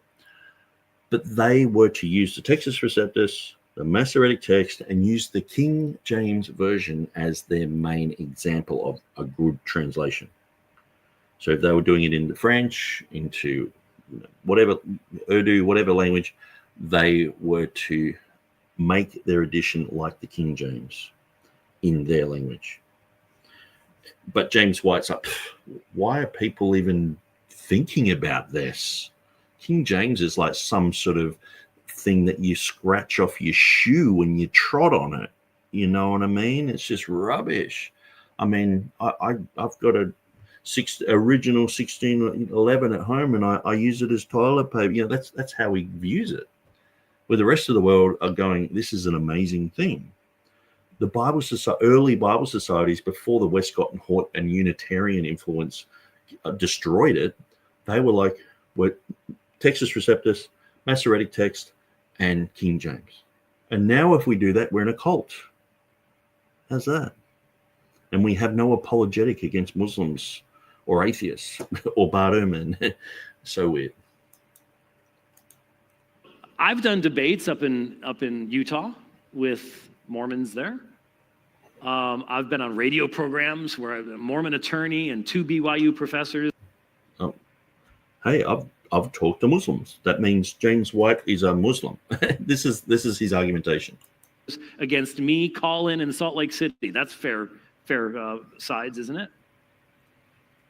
And I've pointed out the errors in the Book of Mormon and how they use different standards to try to defend things.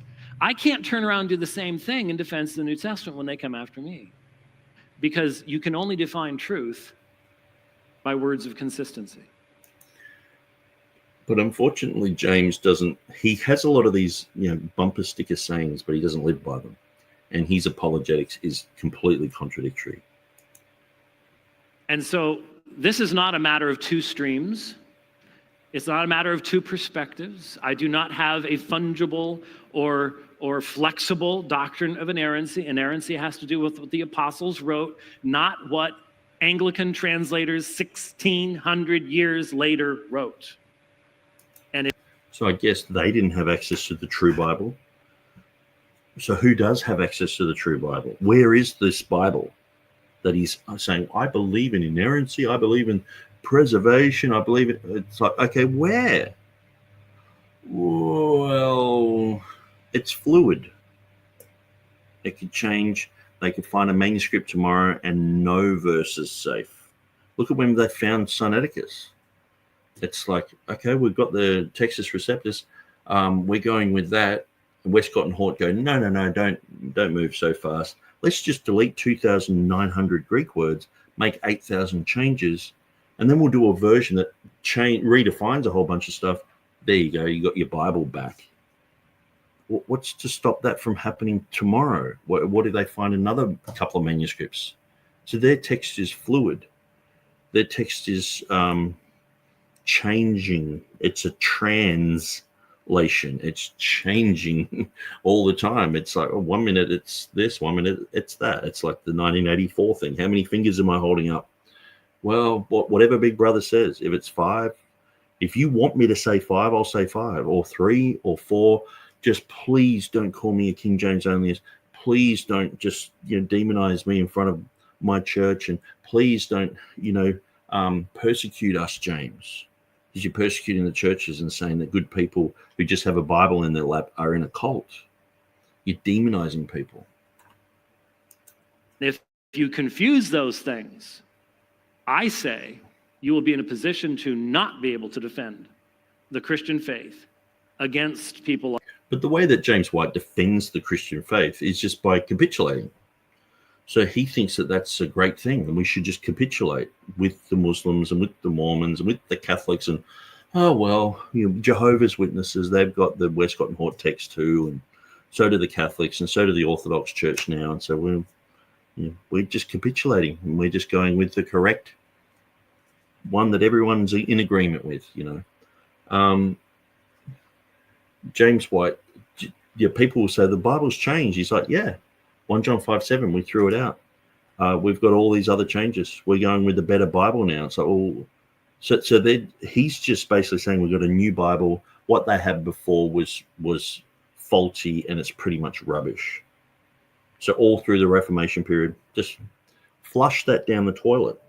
We've got a new Bible that was given to us by Westcott and Hort, and a Unitarian, George Van Smith, didn't believe in the deity of Christ, didn't believe in the Trinity. He's working on the text as well. And these compromises are there with him, like having a Johove work on the text. That's the new thing we've got to go with, or else we're in a cult, apparently. Sounds like a sales tactic, doesn't it? Like Bart Ehrman, or against someone like a Shabir Ali or whoever else. So how come people... See, the thing is, if people know nothing, they watch James White, he's like, doing his theatrics and all the rest of it with Bart Ehrman and trying to act intellectual. He doesn't really say anything. He's pretty much just in agreement with the guy. They are in agreement with the same text. At the end, James White's just like, believe, where Bart Ehrman's like, don't believe. But they're in agreement. So they're not really debating on the text or anything, are they? But when someone like Jonathan Sheffield debates Bart Ehrman, and I heard a guy say the other day, that was a really bad debate. Only if you're sort of illiterate on all these topics. If you don't know much about these things, you can't really make an intellectual, educated opinion on who's winning and who's not. If it's just like, James White had the flashiest bow tie in town, so he wins. No, that's not how a debate works. A debate works with good, solid, logical argumentation. And if you can have the most logical argument, you win the debate. And so someone just having charisma, that doesn't win you the debate. It might win you the debate according to people who know nothing. And people who know things of substance, they know that someone like Jonathan Sheffield, when he's debating Bart Ehrman, walked all over him in many places. But because he was just a young guy and Bart Ehrman's a bully and was just like talking down to him like you're a piece of rubbish, people think that he lost. Where Jonathan Sheffield absolutely slapped Bart Ehrman in the face so many times. But yeah, and so James White's like, there's no defense against Bart Ehrman. Well, I think many TR people have a way better defense against Bart Ehrman, rather than getting him to rehash all the stuff that Metzger taught him, which sort of has led him into this whole place in the first place, where he doesn't really have any other authority he can go to, because the Bible's just full of holes and full of mistakes. And so when he's going through this crisis of God's a horrible God, it's like, well, where can I go to? I can't really go to the Bible for answers. Oh, well, I'll just commit spiritual suicide. Or else it might be. And that's my concern. That's my apologetic concern, and it's my pastoral concern.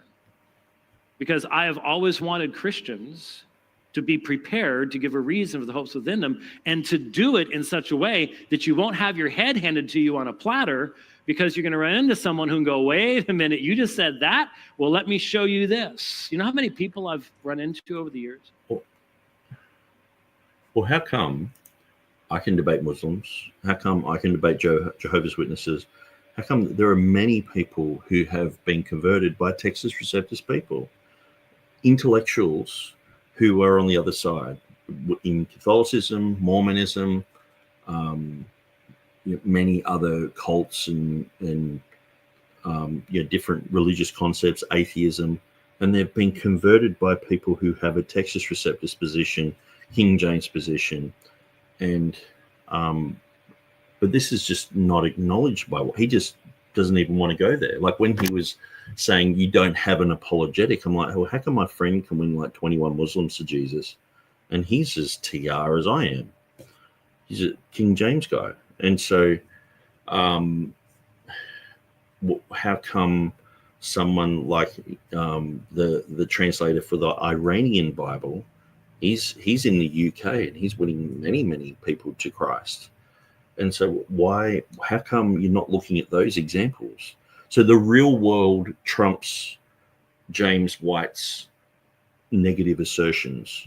You guys can't do this. You guys can't do that. It's like, so when we're like, oh, hang on.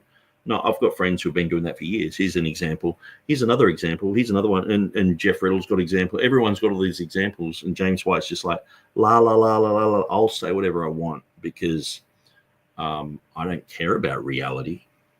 I've got my own opinions. That's reality. I'm like a pope. I'm like the magisterium. What I say is true. Your reality, you're in delusion. You're like a Mormon. You're in a cult. These people probably aren't even really saved. This sort of thing. They went to a local community college, and they ran into one of Bart Ehrman's acolytes there. And they found out that one of their favorite Bible stories, John 7:53 through 8:11, the woman taken in adultery, does not appear in any manuscript until the 5th century. It appears multiple places in John and multiple places in Luke. It's a story looking for a place to land. So, I mean, even James Snap Jr., who I've debated, he would just walk over James White with this issue. Like, not even a King James guy or anything. Maurice Robinson. I mean, the whole concept of a woman caught in adultery, once you understand the concepts there, and once you understand the marginal notes, that they're not deletion notes like Metzger said. So when Metzger can't even understand what the notes are in the margins, you have to question why everyone's so negative against the woman caught in adultery, because they thought it was deletion notes when they're actually notes to point to that story being moved to later on because of an early election cycle. When they were reading through on the Feast of Pentecost, they didn't want to read that story and get caught in the weeds of the woman caught in adultery story, so they moved it to another time when it was read in October, and that's why it was moved towards the end, so they would deal with that later. And so in some manuscripts that happened. So when he's like, well, it doesn't appear in this manuscript or that manuscript, now some of the manuscripts they're saying it doesn't appear in, they don't have like chapter 8 or chapter 7 and chapter 8 there. And so they're like, well, we don't think it appears there. There's not enough room. But other people have done the math and gone, I think there is enough room. People with credibility, actually, people like Maurice Robinson, he's a way better scholar than James White. He's done that type of homework, and he's like, well, I think it fits in there. Hodges and Faster, they're like, we think it fits in there too. James Nat Jr. has done a lot of research into that. Well, he thinks it fits in there. When it's like it's floating around looking for a home, no, it was just moved because of election cycle. And how come it's in the 2nd century Capitula, which is a list of headings in a Latin document that tells you what's in it, what's in John, and it's listed there, the woman caught in adultery in the 2nd century. But James White doesn't want to bring that up, because if he just debated on that issue, any TR King James person would just walk all over him. But he's bringing it up in the final statements. And I think even he probably avoided bringing this one up earlier, because Christians, they know better than James White did in 1995 when he wrote his book, and they know that what James White's saying is just completely old. It's like he's arguing stuff that's not even relevant anymore to the whole argument. So anyway, somehow they weren't told that in their church. They weren't aware there's a 12-verse block there that's not in the earliest manuscripts of John. And as a result... And in some of these manuscripts, it'll have it moved because of the election cycle. But then in some of these other manuscripts, they don't have the end. So they're like, oh, it's not even at the end. It's like, because you don't have the end. And so there's a whole bunch of fudging of the figures as well. So there's a lot of deception when it comes to this, and a lot of the footnotes don't match up. And specifically with the last 12 verses of Mark, I mean, that is like I can't understand anyone with a rational mind why they would want to get rid of all those verses because of 2 manuscripts. Oh, they began to lose their faith. That should never happen. We should be talking about... What, so they begin to lose their faith? What, because they didn't hear it from you? You know what I mean? No, they begin to lose their faith because, the Bible's got so many errors and mistakes in it. We can't trust it anymore. And pretty much that's what James White's saying, but then he's turning around saying, trust. See, James White grows up as a church kid. So he's already going to stay in the church, and he's already worked out, well, I'm going to be a religious guy for the rest of my life. Where someone like me, grew up an atheist, I'm like, okay, let's really look at the logic of these issues. Let's really think about these. Does the math work? Does it add up? And it doesn't add up on his side. It adds up on the Textus Receptus King James side. That's why I gravitate towards that, because it's correct. The math works out. 1 + 1 = 2 on my side. 1 + 1 = whatever they're saying it equals.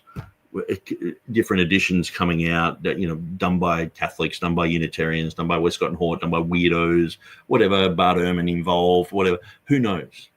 But that's what they're into. And I just look at it and just go, actually, what we have is 100%. It's way more defensible.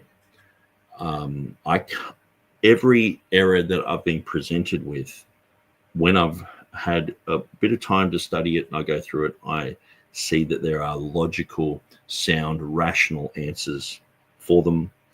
And when I look at what James White's saying, usually it's wrong. When someone gets up on a debate platform like this and almost everything they say is wrong, you have to me, I just go, well, the guy's wrong. Why would I listen to this guy? The only reason I'm giving him airtime here is just to expose to everyone else my thoughts on this and say, look, I know that he might be charismatic.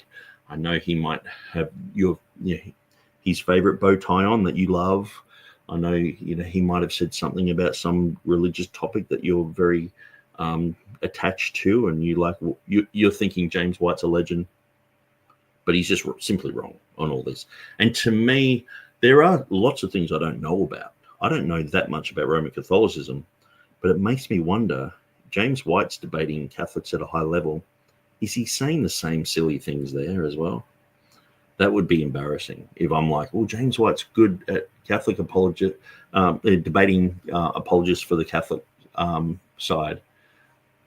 If he's doing it and he's this sloppy, if this is the main topic that I know, and I'm able to go through James White's material and go, well, he's sloppy here, he's misquoting this here, no, he's wrong here, factually wrong there. What's to say that he's not doing this against the Mormons as well, misrepresenting them? Because I know Stephen Boyce, when he misrepresented me, he debated a Muslim guy, and I could tell the Muslim guy was getting frustrated and saying this wasn't the agreement. When we had the debate, we wouldn't talk about anything else but the Bible. Now you're talking about something else. And so I actually contacted this Muslim and I said, what was this agreement? He said, well, we weren't supposed to talk about the Quran at all. We're only supposed to talk about scripture. But then halfway through the debate, he started talking about the Quran. He just it was bait and switch. And I was like, yeah, I've actually been there with Stephen Boyce. How bad is it when I have to apologize to a Muslim because I care for the guy and I want to see him win? And I want him to know that, hey, not all Christians are lying like this, especially apologists. How bad is it? I have to contact a Muslim guy and apologize for a Christian apologist basically lying to him. How bad's that? But people in America seem to be used to this.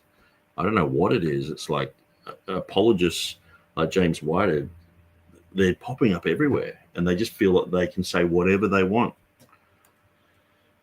The history of our text accurately, truthfully, forthrightly in the fellowship of the saints before our young people get exposed to it out there. So if you hear it in James White's church, you're gonna keep believing. But if you hear anyone else say it, a Muslim say it, oh, I've lost my faith. But it's the same material. It's the information that's causing them to lose their faith, James. Now, you might have people who go to a church. It doesn't matter if they heard Adolf Hitler did a Bible version and it's your one, or he was on the translation committee. I mean, who was it? Rudolf Kittel. Not Rudolf Kittel, his son. Anyway, Gerhard. And he actually went to Nuremberg and spent 3 years in jail for being a Nazi war criminal. But his New Testament Greek is really popular. But yeah, imagine if we found out Hitler was part of the NA-28 or something. If you find that out in your church or in Bart Ehrman's, office, or a Muslim tells you on the street, it's just all bad news. Deleting 2,900 words from a Bible is not good news. It's bad news, and it doesn't bolster faith. It just shows you that if it's true that Christianity is pretty dumb. But if it's not true, if those words are there, there's no problem. We don't have those problems. James White's jumped into an arena where they do have those problems, and he's trying to defend it. And so people who say, no, it's not really a problem for us, he's like, you guys are ignorant and you just illiterate bozos, basically. And that's why he has to demonize everyone. So I'll go through some of these comments. So SLJC says, the critical text strays from the majority text so many times, the King James does it minimally. Yes. Helg says, in a debate with Bart Ehrman, James White mostly agreed with him on the textual issue. On which text is oldest and best, they are bedfellows in bibliology. Yes, I mean, I think James White would want to be Bart Ehrman. That's why he's studying under Bruce Metzger's second last student. in South Africa. Because he's like, I want to be Bart Ehrman, you know. James White rejects both Mark 16:9-20 and the Pericope Adulterae equally. It seems, even though the manuscript evidence for the two are quite different, have we ever heard him admit how strong the evidence is for Mark 16:9-20?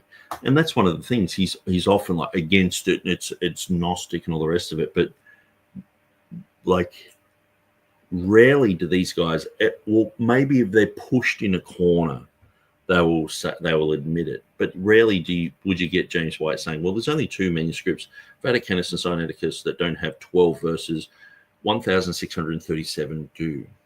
And they've been in pretty much all the Bibles right up to like 50 years ago. And they're still in the critical text Bibles, but just with a footnote. But they're double bracketed in the NA 28 edition, which means they shouldn't be in there, but they've still got them in there. And that's why people like Dan Wallace are like, why don't we just cut them out? Yeah, we know they shouldn't be in there. And it's like, well, we've got to think of Bible sales, and that's what it's all about. Just think in the background that there's just, you know, that Pink Floyd Money song, ching, you got that in the background. Every time I see Wes Huff up there or James White or any of these other guys, I just think, you know, ching, just the money, the till going, money. That they're rubbing their hands together. James White's like, oh, I've sold so many editions of the King James Only controversy. I've been invited to places. I'm being paid to do debates by these dudes. Like, how much are you going to pay Bart Ehrman for a debate? I think it's like $35,000 or something like that. I guess James wants to get to that point where he doesn't even have to write another book, which is a headache. Just go and talk for like 2 hours and get paid that type of money. That's where he wants to be. And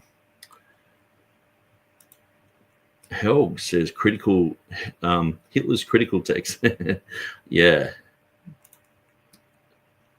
Good question, Helg. Yeah, with the Mark 16:9-20. Let's continue. We should. And I have tried to be consistent this evening. This wasn't. It's pretty easy to be consistent when everything you say is wrong. So he's been consistently wrong. About how you do textual criticism. It sort of became that for a while. And there was some, just with all due respect, sir, tremendous misunderstandings of the writings of current and recently past textual critical scholars. No, we sat through that cross-examination, James, even though he was filibustering, which I would disagree with that methodology. He did make some very good points. He said Nestle had said this, and James White was just minutes before holding up the Nestle Alan text. Sorry, he said Kurt Aland, had said this. He was holding up the Nestle Alan text saying, this is where the word of God is. And then he's quoting the guy who's got his name on the cover there. And James White's saying, that's silly. You're quoting Dean Burgon. This is out of date. This is ridiculous. And then, that's the guy who wrote that, he was the main architect behind that text. That was gold. That was brilliant. And so obviously James White's in damage control with that. And he's like, he misrepresented them. Well, no, he was asking a question, and it wasn't misrepresentation. James White didn't even know it was him. So how can he say it was misrepresented if James White knows nothing about it? he didn't have a clue. He was saying it was Dean Burgon getting quoted when it was actually the guy whose name is on his Bible.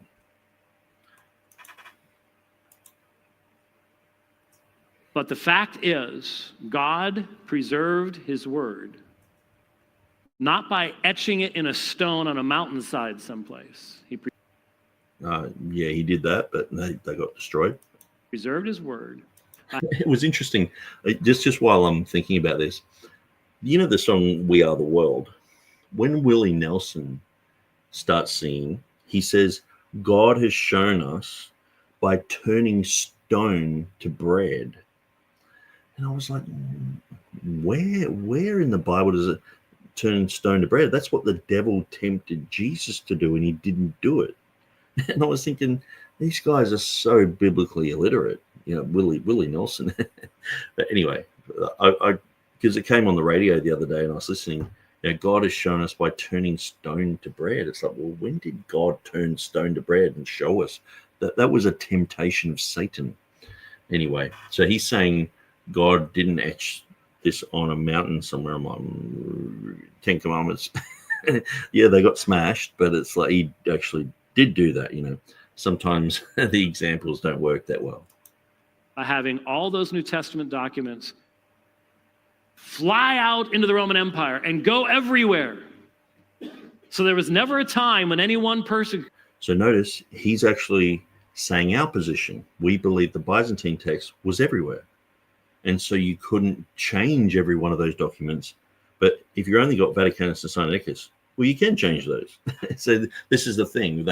1 minute they're being apologists and they're using argumentation that we would use in majority text. The Byzantine text was everywhere, but then they turn around and they throw all that out and go Vaticanus and Sinaiticus. It's only those two.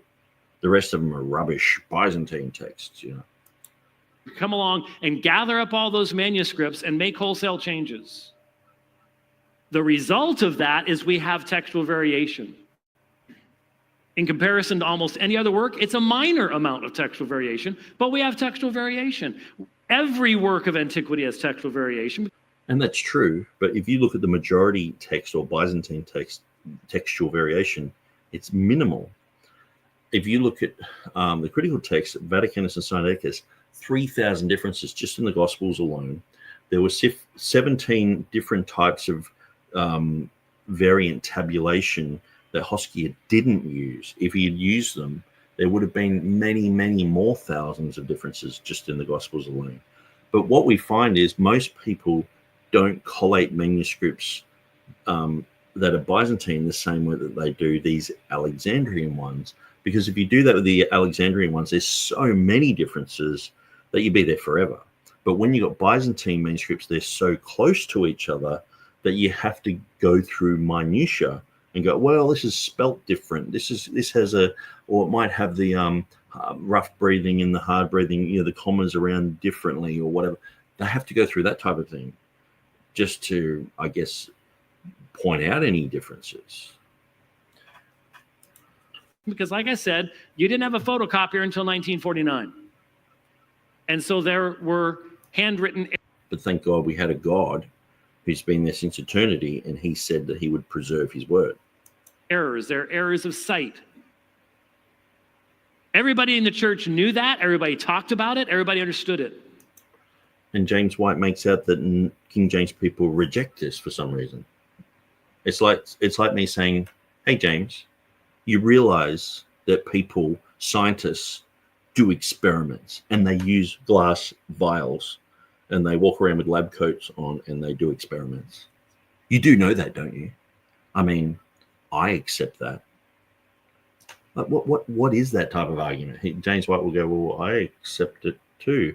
He has all these arguments that are just nothings. No one in the world, like some weirdo in the back blocks of, I don't want to say a name because I know people in nearly every state, but it's like the back blocks of wherever that they're some hillbilly hick, I'm a King James guy, said something, and James White just grabs that and that he paints everyone with the same brush.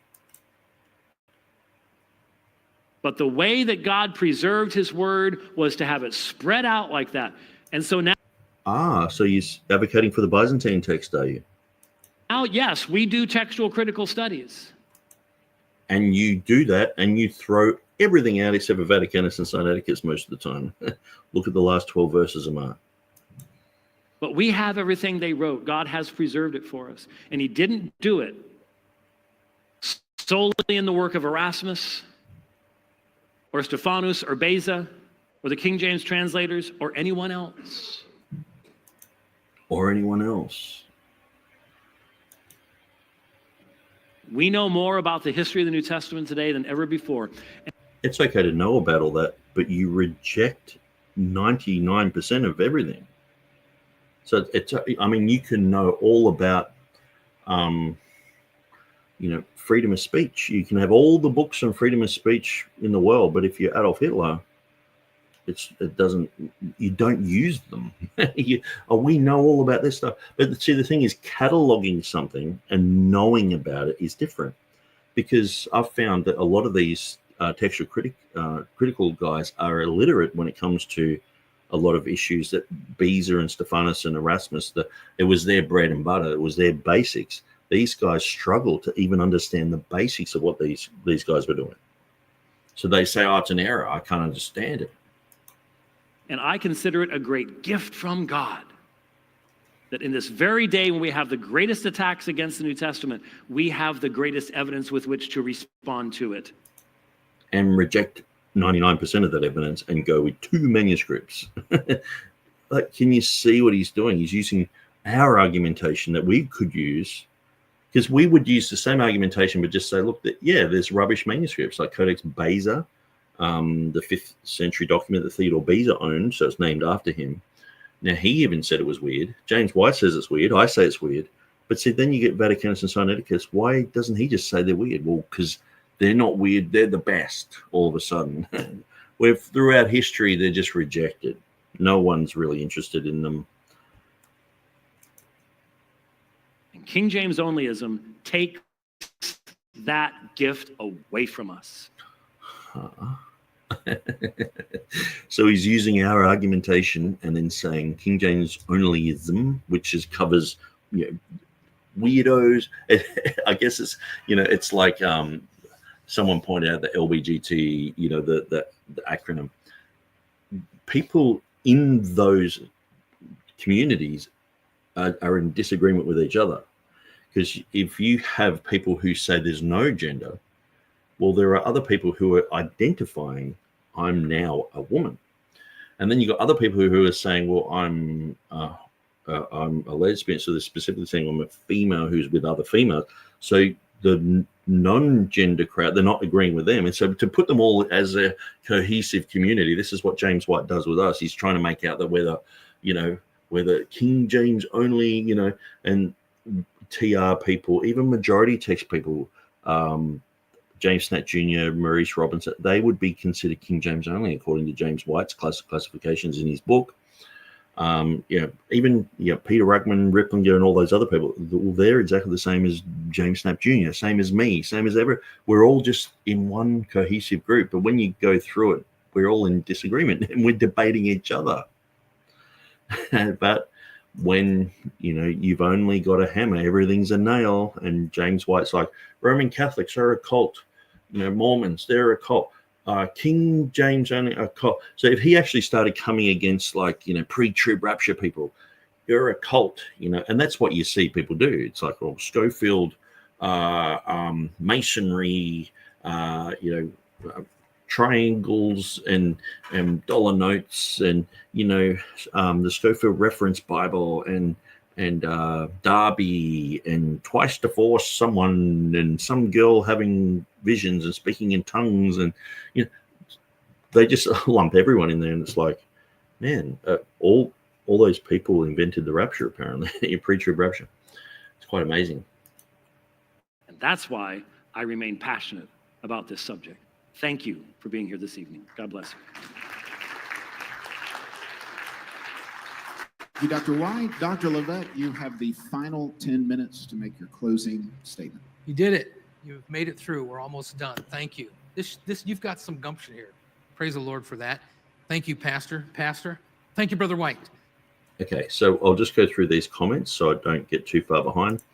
SLJC says, as a Christian, you'd think God would preserve his word through the church down through the centuries, not through people with shovels looking through garbage piles. Yeah. But even then, the papyri aren't really used in translation much at all. And that's admitted by critical text guys. James White says it's a game changer. Like he says with CBGM, it's a total game changer. But then he turns around and rejects the CBGM reading of Ook in 2 Peter chapter 3, verse 10. He's like, I reject that reading. It's like, oh, so you're saying the CBGM is the new kid on the block and it's changing everything, but you reject that reading, And so the thing is, Sinaiticus was sitting in a monastery Like, I'm sure lots of people, if that was a true document, which, you know, it's been questioned, I think they should just test it, you know, work out the ages of Vaticanus and Sinaiticus, but, you know, these guys aren't going to push for that. So we're pushing for it. But surely if it was, you know, containing all these amazing readings and everything, other people would have recognized that. But it takes Tischendorf, who went and visited the Pope, and then he just, you know, found this in a Greek Orthodox monastery, you know, not long after. And it's like, really? And that becomes the best ever and overrides everything. You know, when he's like, yeah, it's spread out everywhere, all over the Roman Empire and all this. No, Vaticanus, it's basically untranslated, uncopied, unknown. And then it's in the Vatican. Erasmus is like, oh, okay, let's have a look. Nah, rubbish. 365 readings. I think it's a back translation from a Latin document. That's what he said in his 1535 annotations. John Mill said it's most probably a back translation from a Latin document, just rejected by scholarship. It's not in the Reformation period, you know, the people aren't using it. And then all of a sudden it's the best, you know. So he just contradicted himself, you know. James White is basically saying, you know, his apologetic is our argument. The Bible's everywhere. How can you argue with that? It's gone everywhere. So you can't change all these readings in all the places, and no one could have authority over this one text and all this. And Wes Huff comes along and says, well, I think both of those manuscripts come from Constantine. So when I say to people like Wes Huff, where's your Bible in the Reformation period? Like, we've got a Bible, you know, we've got the Textus Receptus. Yes, we're looking at manuscripts and going through and tidying it up, and then the culmination is, you know, Beza's 1598 and then the King James edition, and that's what we go with. So they mock all that all the way through and say, oh, these guys are idiots and bozos, and, you know, Erasmus was a moron, and, you know, King James was a pedophile. You know, people just say whatever they want about everything about that era. But then I'm like, okay, so where was your Bible in this time? Well, Vaticanus was in the Vatican Library, and that's their Bible. Sinaiticus wasn't until 1844 that popped its head up. One manuscript. And it was missing for like 1,500 years. You know, in a sense, we're missing, unused, untrans. So that when James White's like, the Bible went everywhere, the Byzantine went everywhere. Their text didn't go everywhere. Their text went underground. It was just nowhere. And it took Westcott and Hort and a Unitarian. So it's like the Jehovah's turned up, you know, hey, we'll help. And that's how they're getting their text. Anyway, you guys know the story. So Helg says ESV is big business, a new edition every few years. Bold as a lion, cha-ching. Colin, dogmatic defense of modern scholarship. One big yellow submarine. TBN was teaching the anti-pre-trib nonsense the other night. Okay, that's weird, because I think you'd think TBN would be more like a Hagee, you know, the weirdo type of pre-trib guys, you know, not obviously not, you know, strong scripturally based pre-trib guys, but yeah, TBN. I mean, they've who did they have? Kane and was it John Kane and you know, Benny Hinn, Kenneth Copeland, these type of guys, you know, on their channel all the time. TBN is telling a vision to your mind. Tell a lie vision. SLJC says, if anything, the dug-up papyri show that many Byzantine readings were around in Egypt earlier than the readings of Aleph and B. Yes. So all you have to do is look at the versions. All you have to do is look at the early church writings, and then look at the papyri, and it's all there. And see, the thing is too, people like the papyri, their Bible, full Bible translations, but we only got this much left. Who knows what it was? Was it just someone's sermon notes? So it's missing things. It's just jotted down to remind them of certain things. Is it a commentary? Is it someone saying, hey, Marcion has this horrible reading. Here it is, and they're writing it down. Or is it part of Marcion's text? No one knows what the papyri is. And so, a lot of the papyri is very questionable to just go, let's override the text with this scrap that we found somewhere. Indicted his book as maybe having unintended consequences, but I did it as a brother. One of the good consequences of the book is to make fundamentalists think through their arguments. And I have talked about where I thought our King James men don't have good arguments. I think Jeff Riddle did a great job representing the verses that I didn't address tonight. Those are out there. I didn't want to use my time for that. I didn't want to. So very good. He's pointing to a good source, a good debate. Jeff Riddle, this and that. Bring up the minutia. Sometimes you do have to at least say that you know about the minutia. I know James White wants that to be the hill to die on, because whether you have the correct answer 100% and write off his thing, he's just going to turn it into a whole theatric thing and still try and win a point on that.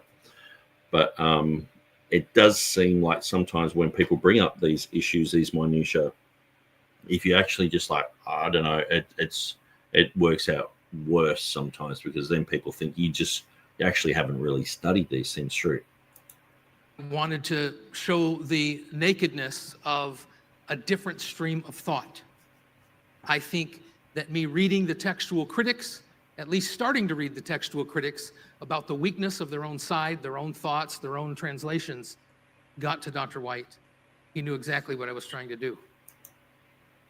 And I think that as well. James White, once he knew that he was quoting Kurt Aland, he thought he was quoting Burgon. He's like, this is an old argument. Burgon, no, it's Kurt Aland. And that was my proposition tonight. There is 33 different Greek manuscripts saying that they're the Word of God. There's untold hundreds of English versions coming out. You go to a Christian bookstore, you go online, what do I buy?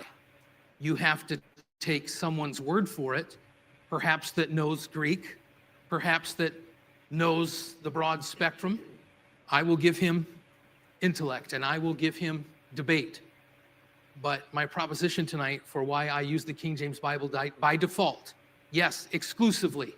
Sometimes it's ignorantly named only King James, as though it's the only thing that's come from God, flown down, and beats the Greek. But that's not how you can characterize most King James advocates. Very good. The debate is less an issue of frothing fundamentalists with their time machine Bible, a major emphasis of the supposed King James controversy, and is more of an explanation and warning of the hath God said phenomena in modern continuation. It is uncanny that the majority of brethren that endorse the modern biblical heritage and versions that come from it are now subject to Roman influence and counterbalance of the deity of Christ, blood atonement, resurrection, ascension to an almost Aryan view of Jesus through the different Bible societies. Now the UBS and Nestle-Aland, German, are sharing the same committee, yet offering. Very good. I'm enjoying this. Offering two Greek monsters, one that continues in the path that it's gone, and one that's giving way to gender identity. Wow, very good point. And neutral Bibles. The New English. And so, that's one of the things they're looking at that text through the lens of gender inclusivity, which Virginia Mollenkott had a huge hand in with her involvement, not only with the NIV, but with the gender inclusivity lexicon. English and AI updates are also giving way to gender-inclusive Bibles. Important doctrine and necessary practices are being changed, altered, reversed, watered down, and deflated. It can't be denied. You're naked, sir. Good brethren and even my fellow fundamentalists are opening themselves, and perhaps more importantly, the youth and future leaders, to an Edenic critique and therefore rejection of God's word. To question God's word in this way is to question God's authority and even Christ's identity. Hath God said? Can you see the serpent pointing at Jesus, walking in the garden in the cool of the day, questioning not only what he said, but who he was that said it? Hath God said? That's the danger of the fluidity of inerrancy and of the multiplicity of Bibles that are out there. That's the strength of the King James Bible, that stands on something solid and says you're going to have to audit it or prove it more than in some minutia, the few points that are brought up. It doesn't have any errors. It has choices. It doesn't have any provable errors. No one wants to accuse beloved brothers of such errors. In fact, my default is to reject such rhetoric and attempt to offer up a more didactic approach. This form of education, face-to-face, brings us to a better position, I'm sure. While I am not for an editor update, I will offer a small concession, maybe for an audit, a process using modernity, read AI to break down both biblical heritages, and a new analysis of who is right and who is wrong. This would be difficult because we wouldn't give each other anything, and who would actually write the AI? Finally, there are lots of books written and podcasts published about this issue. It's not hard to... So I don't think that would help these guys at all, because these guys already just follow two manuscripts mostly, and so it's a ridiculous concept that they believe. So they've already got a ridiculous concept. So even if you used AI and you made it sound more intellectual or whatever, they're still going to reject it. That they just reject this outright. And so, but I'm in agreement with what he's saying here. I think really, like if I was to add to what he's saying there, because he's saying, you know, an audit would be good. Now, I think an audit of the TR and an audit of the King James text, because sometimes people are like, oh, is this italic there or not? There's just these tiny little issues. If there's no audit, it's like fine. You know, I think with what we've got, it's fine.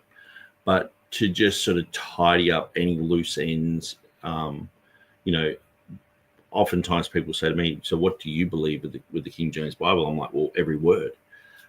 And I think some of the words have been put in italics after the Blaney edition that are unnecessary, where in 1611 they were necessary because they showed where people had a Coverdale Bible or Tyndale Bible or Bishop's Bible, and even TR edition, they showed where those there were differences.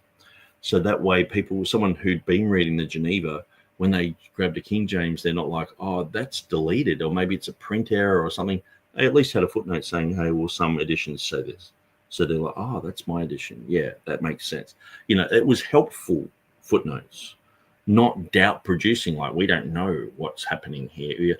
And that's how even a lot of King James guys do this with the King James. They try to make out that they say they think marginal notes equals alternative readings. Marginal notes usually are there to show someone who has a schoolboy level of Greek or Hebrew could read something in a wooden way, like a Young's literal translation way, and read this into it. But if you are skilled in Hebrew, you're skilled in Latin, in German, in English, in Greek, in all these languages, and then you're doing a Bible translation work, and you're like, well, I just know that people who look at the Hebrew there will think this way.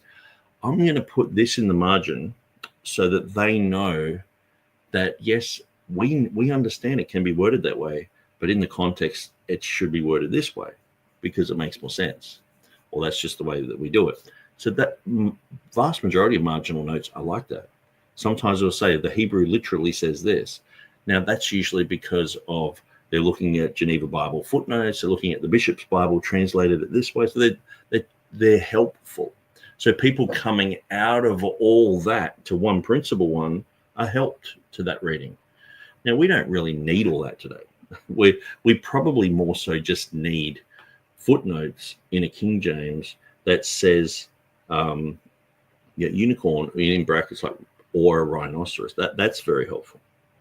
You know, so people go, it's a rhinoceros. It's not like a horse with a thing, or Easter.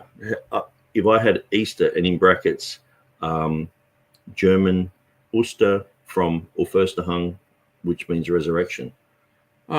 People could go, yeah, that makes sense. And just all the study and everything, all the debates and argumentation, just put it down to one little footnote, and it helps. Because these are the issues we're dealing with today. Back then, they were dealing with different issues. And so I'll just quickly go through these comments. Boulder's Lion says, didn't the Levites bury the Bibles that were incorrectly written? So they did. If they made mistakes, they would bury them in a Geniza. And so the Geniza was known to have faulty texts in it. So sometimes when they're digging up a whole bunch of stuff, it's like, is this stuff they purposely buried, you know? John Calvin himself used the TR, but translated some of it to his own biases. Yes. I guess, you know, it comes down to, was Calvin, you know, able to do that? Like, people around Calvin had that ability. I'm not sure how good Calvin was at that himself, but yeah, definitely he used the TR. SLJC says, I heard that bold, or if it was old. Yeah, because sometimes the manuscripts would fall apart, so they'd have to bury them. Boulder's Lion says, yes, good closing statement by Helg. Yes, absolutely. I think it is a good closing statement. I enjoy what he's got to say about this issue. Boulder's Lion says, I think Doug Levesque made some very good points considering who he was up against. And I take my hat off to him for sticking to his guns. He was like, well, I don't want to get caught up in the minutia. I just want to talk about this two streams thing. I want to bring out the point that James White has a fluid text that's constantly changing. And he's making those points. To see where the KJV and modern versions differ. There are many, and they have doctrinal fallouts. The minutia is important and should be discussed, but so should the macro arguments. Is modern textual criticism the same as the 17th century formulation of the English language and attempt to print a more exact Bible? Are they the same substance, or are they two different streams of thought resulting in two different Bibles? Different words offer different voices of God, possibly even serpent voices of hath God said. None of us should be cavalier with ever-changing Greek manuscripts or dozens of updated English editions. It is dangerous. It's a swamp to get lost in, and a one that should have signs posted, beware. I should not That's very, very good.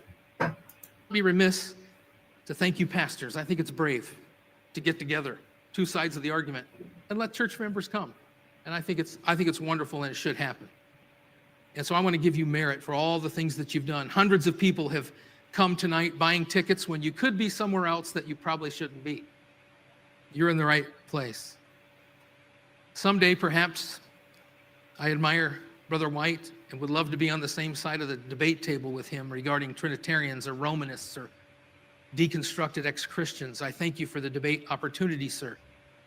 Our best friends in life are people that we have just met, and I hope to be that with you and with you all, or y'all.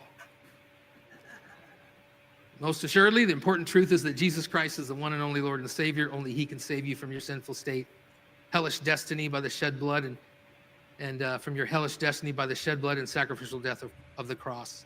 He's the Lamb who rose, ascended, is alive forevermore. Everlasting life is yours. Believe in Him. One day in eternity, we will look back on this and other brotherly issues with perfect understanding. Amen. I've pastored for 30 years and continue to do so. I do so with the King James Bible and call it authoritatively the Word of God. I preach it with authority, and I have bore much fruit. And it definitely does work. Please check out our tables. There are some good books there, proffering up some of the propositions that I was making tonight. Very much appreciate. Hope I can come back someday. Pastor Joey, thank you very much. Brother White, appreciate it.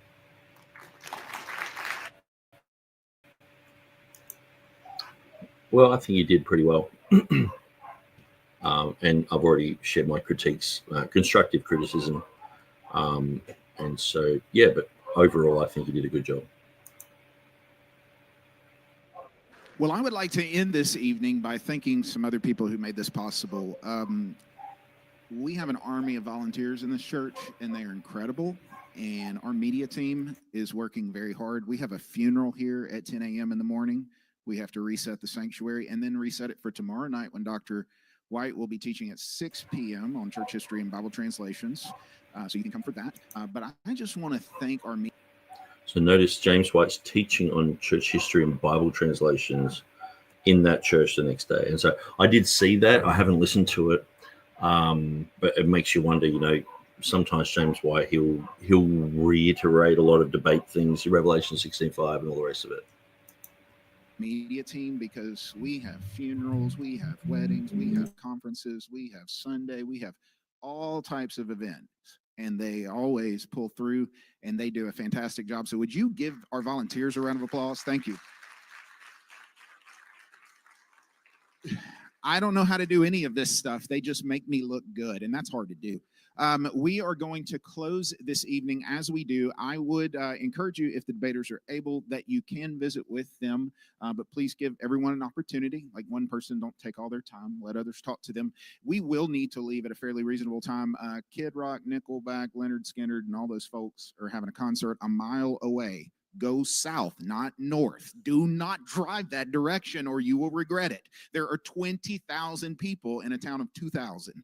Okay, so it's a wonderful town. If you want to move here and join First Baptist Church or Fundamental Baptist Church, Brother Joey and I'll talk to you afterwards. So thank you so much. Thank you, debaters. Give them a round of applause. Have a good evening.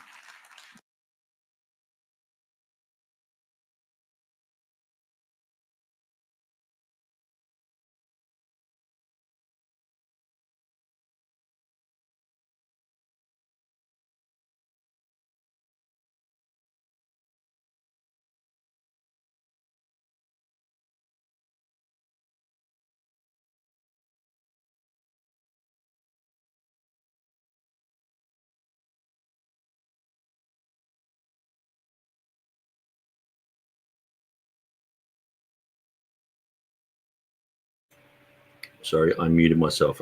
I had a dog barking in the background there, and so I turned it off while the guy was talking. So I haven't really said anything profound. But that is the end of our examination of the James White Doug Levesque debate. This is happening tomorrow. Revelation 16:5 should have shall be rather than holy.